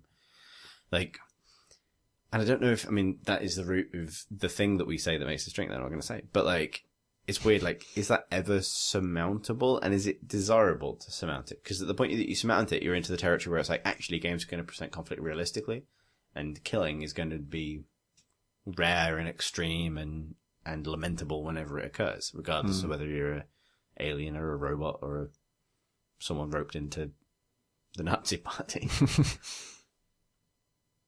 I'm also struggling to find the next question. There it is. Jason writes, "Hello, crew. My girlfriend and I have made up a list of house rules for certain games, such as Bethesda RPGs, in order to fix certain flaws that we feel the games have, but without needing a mod to do it for us. For example, in Skyrim, we only take small items like coins, gems, and potions when looting. If I couldn't carry it in real life, I can't carry it in the game. The result is a prolonged financial struggle, making it more challenging to survive because I can't always afford better equipment, and it feels like a real accomplishment when I can finally make a big purchase. My question is, do any of you have any sort of self-imposed restrictions you place on yourselves when playing particular games to make them more fun or challenging?" Yeah, we were talking about Far Cry Primal before, and I won't use the owl, and I won't use a pet. I tried the pets for a while, and they were kind of fun early on when they're like, it's just a shitty dog, and the shitty dog goes and loots corpses for you, and that's kind of nice. But then they're both a liability when doing stealth, because you can't, even the stealth-focused pets, you don't have total control over when they attack people. If they get caught in a certain situation, they'll just attack, and then your cover's blown. And then also, once the fight breaks out, they're so fucking powerful that nothing else matters. I'm just going to win. I'm always going to win because I have a giant saber-toothed tiger who can destroy everyone. And so I just dismissed my pet. Go away now and live somewhere else forever because I need this game to be in some way challenging. And then the only time I call my saber-toothed tiger now is if I get attacked by a saber-toothed tiger. I'm like, okay, I can't deal with the situation, but I know someone who can. I have a similar system. It's in, again, Bethesda RPGs, but I apply it to other RPGs that are similar where it matters. And it's a response. It's partly my dumb emotion thing, but it's also in a lot of those games, the thing that gates what you can and can't take on is like how much damage you can mitigate. So your armor is very important to like your progression through the game. And so to slow things down, I always say that I can't use armor except armor that I've bought from like a tailor or a blacksmith. The idea being that if you kill someone, it's going to be the wrong size. Like, you can't just like kill someone and take their clothes and it'll fit you perfectly, right? And armor, that's really important. Like, and also it's the idea that, you know, in particularly if you're talking about a fantasy setting in, you know, armor was, particularly good armor was fitted to the person because it has to be really specifically built for their body. So I always have this idea that, like, if you're in a cave, you know, killing bandits, you're not... Because it always felt unimmersive to me to be, like, swapping clothes with the corpse I'd just made over and over and over again as you progress through a dungeon. I'd rather come out with my spoils. Like, I can loot the armor, but I sell that stuff. Yeah. Like, that's the stuff you sell to the blacksmith, or break it down for parts that I then craft into a new suit for myself. But, like, if I hadn't crafted it or bought it, and I always sort of perceived buying it from a blacksmith as... like paying them to make it for me, not like they've got it waiting on a shelf and I just pick it off the shelf. So what if you looted a breastplate off of a bandit, sold it to a blacksmith, and then bought what was very obviously the same breastplate from the bandit? I would not do that because it would feel slightly wrong. Okay. You couldn't just make up him having, the reason that I'm selling you this for more than I just handed you for it is because of the modifications that I've made to make it fit you. Yeah, like, I suppose you could do things like, in Skyrim, you could often, like, apply enchantments to, like, weapons that you'd found. Like, my Skyrim character was, the first skill I, like, capped out was blacksmithing. So I'd have a thing that if I found, like, you know, one of the unique items or something, I'd, like, modify it in some way, which would be my way of spending some resources to reflect the fact that my character has, like, modded this thing so it fits, or whatever. But I always quite like that slight increase in verisimilitude that sort of made things, like, because I think if I designed an RPG, that would be one of the kind of restrictions. Like, an interesting restriction is body type and size and shape, and the fact that armor has to be is specific to you. And it also helps with the fact that I think in you know, armor and weapons tend to be things that, like, characters build relationships with over time in most fantasy stories. Right. Most fantasy stories don't follow an arc where the character's constantly discarding the weapon.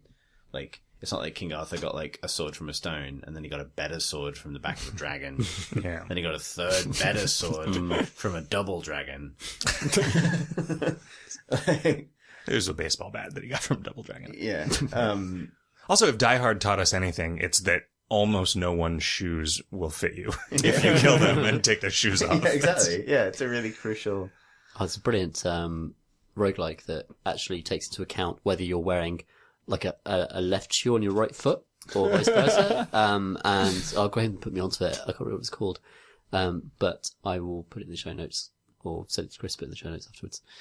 But yeah, that was really good. If you wear your shoes the wrong way around, you can just eventually cripple yourself. It's amazing. It's a good simulation. I like that stuff. I suppose for the restrictions I've placed on myself in games like that, I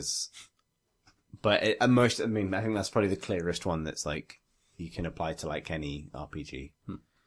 Like, in a weird way, Fallout 4 was weirdly picky about this, because you could find like an amazing left shoulder pad, and then if you found another amazing left shoulder pad, there's no way to wear them both. That's a left shoulder. You can't put that in right. You're in a post-apocalyptic future where everything is a scrap. Everything is made out of scraps of everything else, and everything's bolted together. But 2 left shoulder pads. Yeah. No way to fashion one of them into a right shoulder pad. No, sir. Should stack one on top of the other, like a pile of hats in TFT. I also had to, in order to remove a mod from my pistol, I had to craft the no mod. It's like, the thing that's in the mod slot is this, and if I want there to be no mod in there, I have to actually spend resources to craft the no nothing. mod. That's and then philosophically complicated. Yeah. That's amazing. I think I love this question because I love that restriction on Bethesda RPGs, actually. That idea that, guess what, you can't carry around 5 helmets. Where are they? On top of your head? They are, where are you putting those? And it illuminates the stupidity of inventory systems in all games. In that they allow you to carry many things that you couldn't possibly carry on your character's person. And yet they always feel so limited anyway.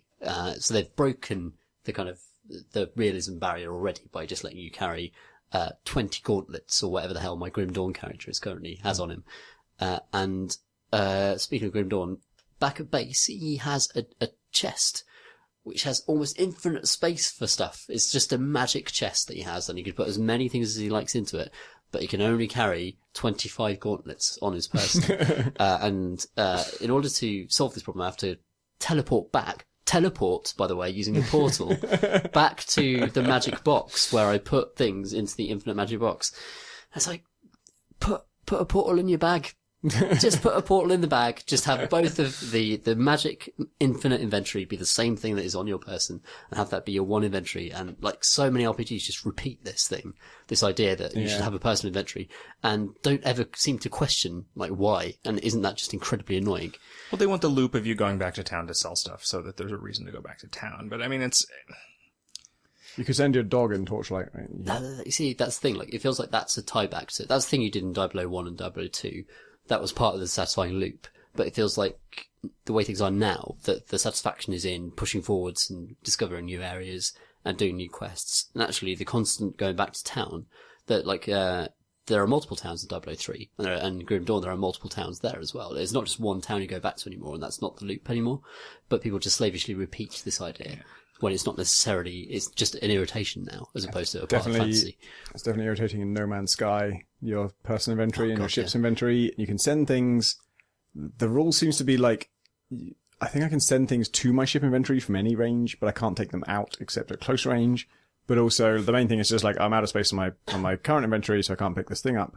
But in my personal inventory, I have a bunch of things, like some iron, and on my ship, I also have some iron, and they're 2 different stacks, but if they were combined, there would only be 1 stack, and I have to go through and like find out which things can I send to my ship without it taking up an extra inventory slot on my ship, and which things would take up an extra inventory slot because it's a different type. And that's just an interface restriction anyway. Like the whole concept of like things stacking and things not stacking is a interface conceit that makes no sense. Like, and it also 5 grenades of one type take up 1 slot, but 2 grenades, if they're different types, take up 2 slots.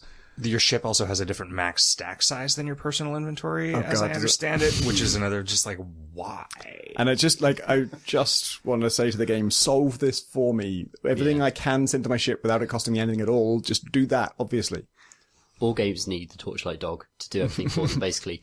And I'd love to have, like, in No Man's Sky, just a smaller ship that flies from you to your other ship, delivering. There's a go little ship. And there's so much busy work associated with inventory systems. So, especially with action RPGs where you're combining gems into bigger gems. And obviously in 003, that's like a resource matter. But in, for example, Grim Dawn, if you have 3 little fangs, you can just click on them and pile them up into the same slot to make them a bigger fang. The little fangs have no value at all. You can't do anything with them. So just fucking auto-combine them. Just why is that a task the player has to do? And so many of these games are full of these stupid, annoying Tetris tasks of just moving blocks into other blocks. And it's it's nothing to do with the fantasy of the game at all. It's just distracting you. I wish inventory systems need to just be wiped and rethought. Your inventory system should serve your game and not just simply be repeating a previous one. To return to a Forbidden Day briefly,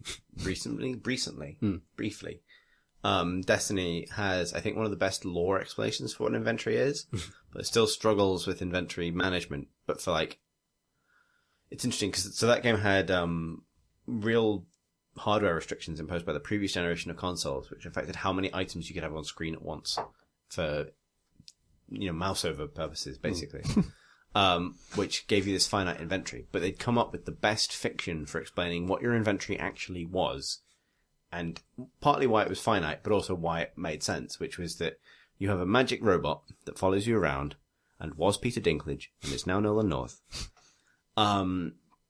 that can create anything that it knows what it is. So it can just, materialize using nanomachines, whatever you want. So if you've got 9 gauntlets in your inventory, all you're telling it to do is switch between the different plans for gauntlets that it knows, and different guns that it knows, and stuff that you can sort of materialize in and materialize out and materialize away again, which is a really good way of fictionally supporting the idea that you're finding stuff, because what you're finding is not physical goods that have weight that your character has to think about carrying. It's just information that you're plugging in, which I really like as a kind of fictional idea to justify, to provide a loot system, but that doesn't raise that sort of immersion point of how am I tapping all this stuff. Does that mean you always have all those things? Because even if you sell them, doesn't your bot still know how to make them? That's the interesting thing. So you can't sell stuff. Destiny doesn't have that system. But you can deconstruct stuff for, essence. But Destiny is a little bit vaunting in some of its fiction, and a lot of its stuff is about but what is meaning? A lot of its stuff is about information. A lot of its lore is about you defeat a lot of its bosses by proving them wrong. Put it that way. But you do that by running and shooting things. I think you'll find. Exactly. But you run and shoot things in a particular way, in which makes the boss go, but maybe my entire philosophical précis was wrong. Bang, and they explode in a shower of stuff.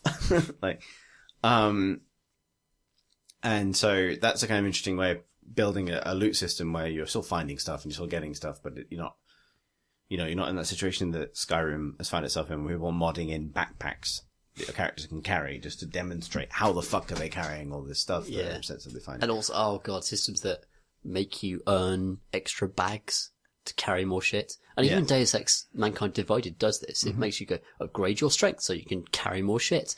Terrible. That should not be lost forever now, because system. because apparently Google took over Blogger and wiped everything. Yeah. Because I lost all of my Blogger accounts, going back beyond university. They're all gone, which was sad, but whatever. But yeah, once, wrote something about how weird it'd be to be Adam Jensen coming back from the shops and be like, God, this is heavy, just spend a praxis point and a new panel slides open in his leg where you can just keep some more stuff, because that's how that works. You can just it's strange that they feel, oh, you shouldn't be able to carry this unless you upgrade your strength, and yet none of your items are in any way physically present on your body. You can see Adam Jensen from all directions and see he's carrying nothing. The thing is in his hands, and that's it. Also, the fact that you pick up, at least in Human Revolution, you pick up virus programs and hacking programs, and they're on zip drives in the year 2029. Yeah.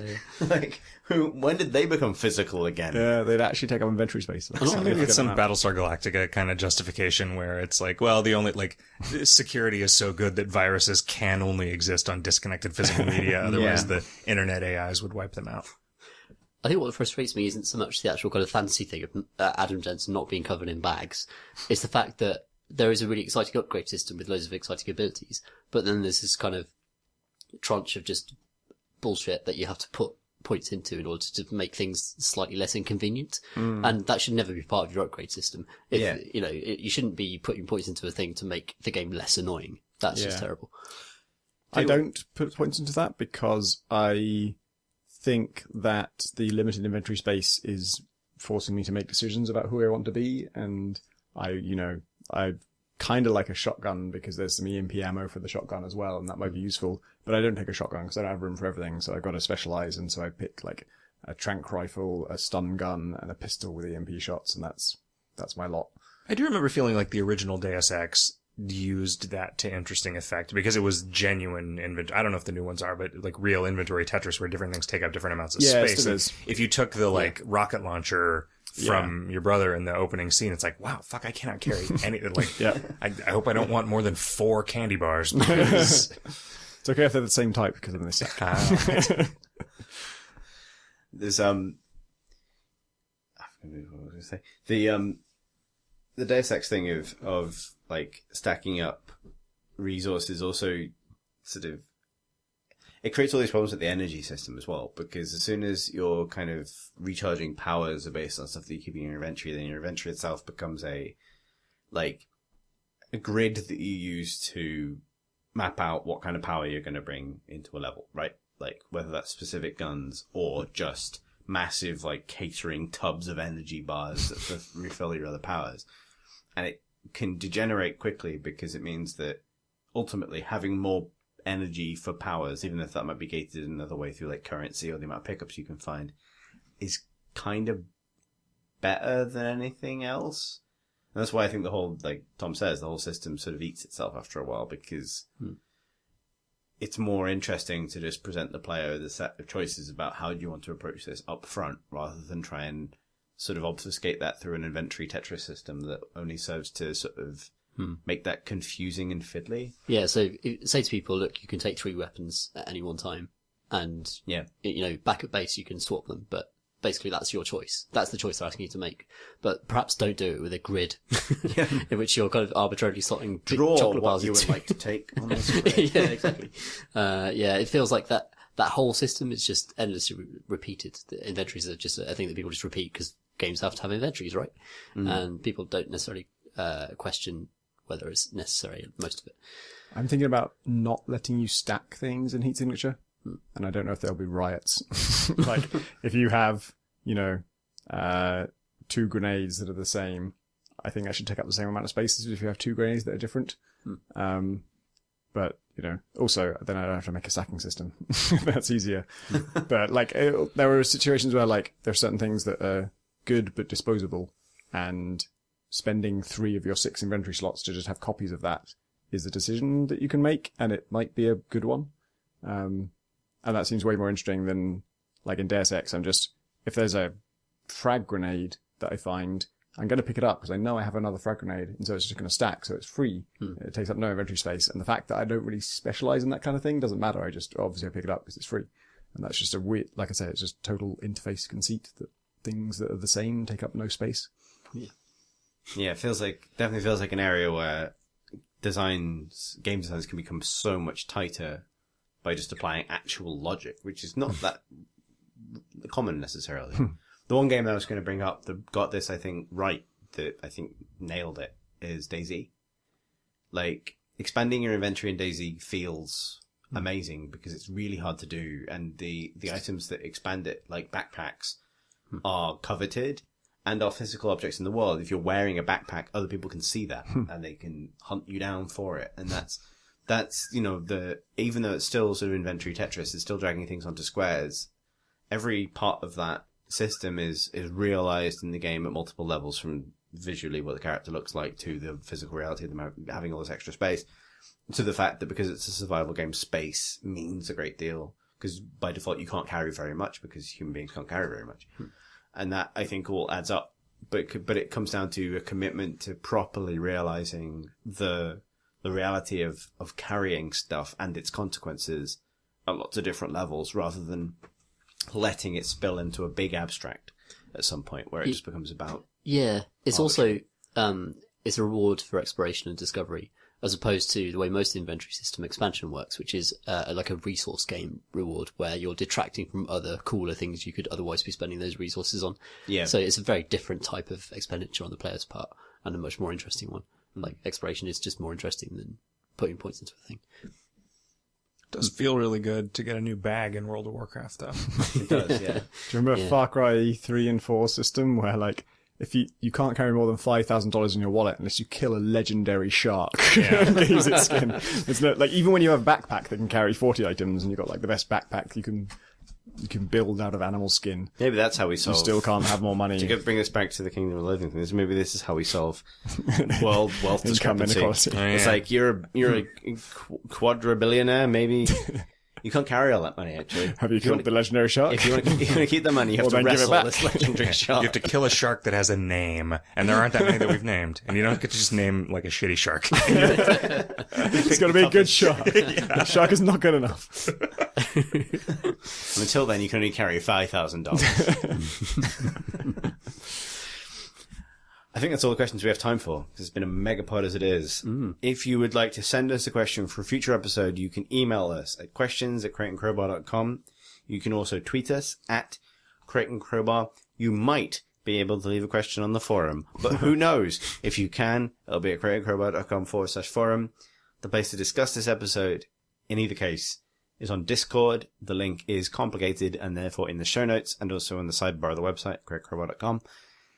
If you'd like to tweet us as individuals, I'm at CThurston, which is CTHURSTEN. Zach is At Zap Jackson.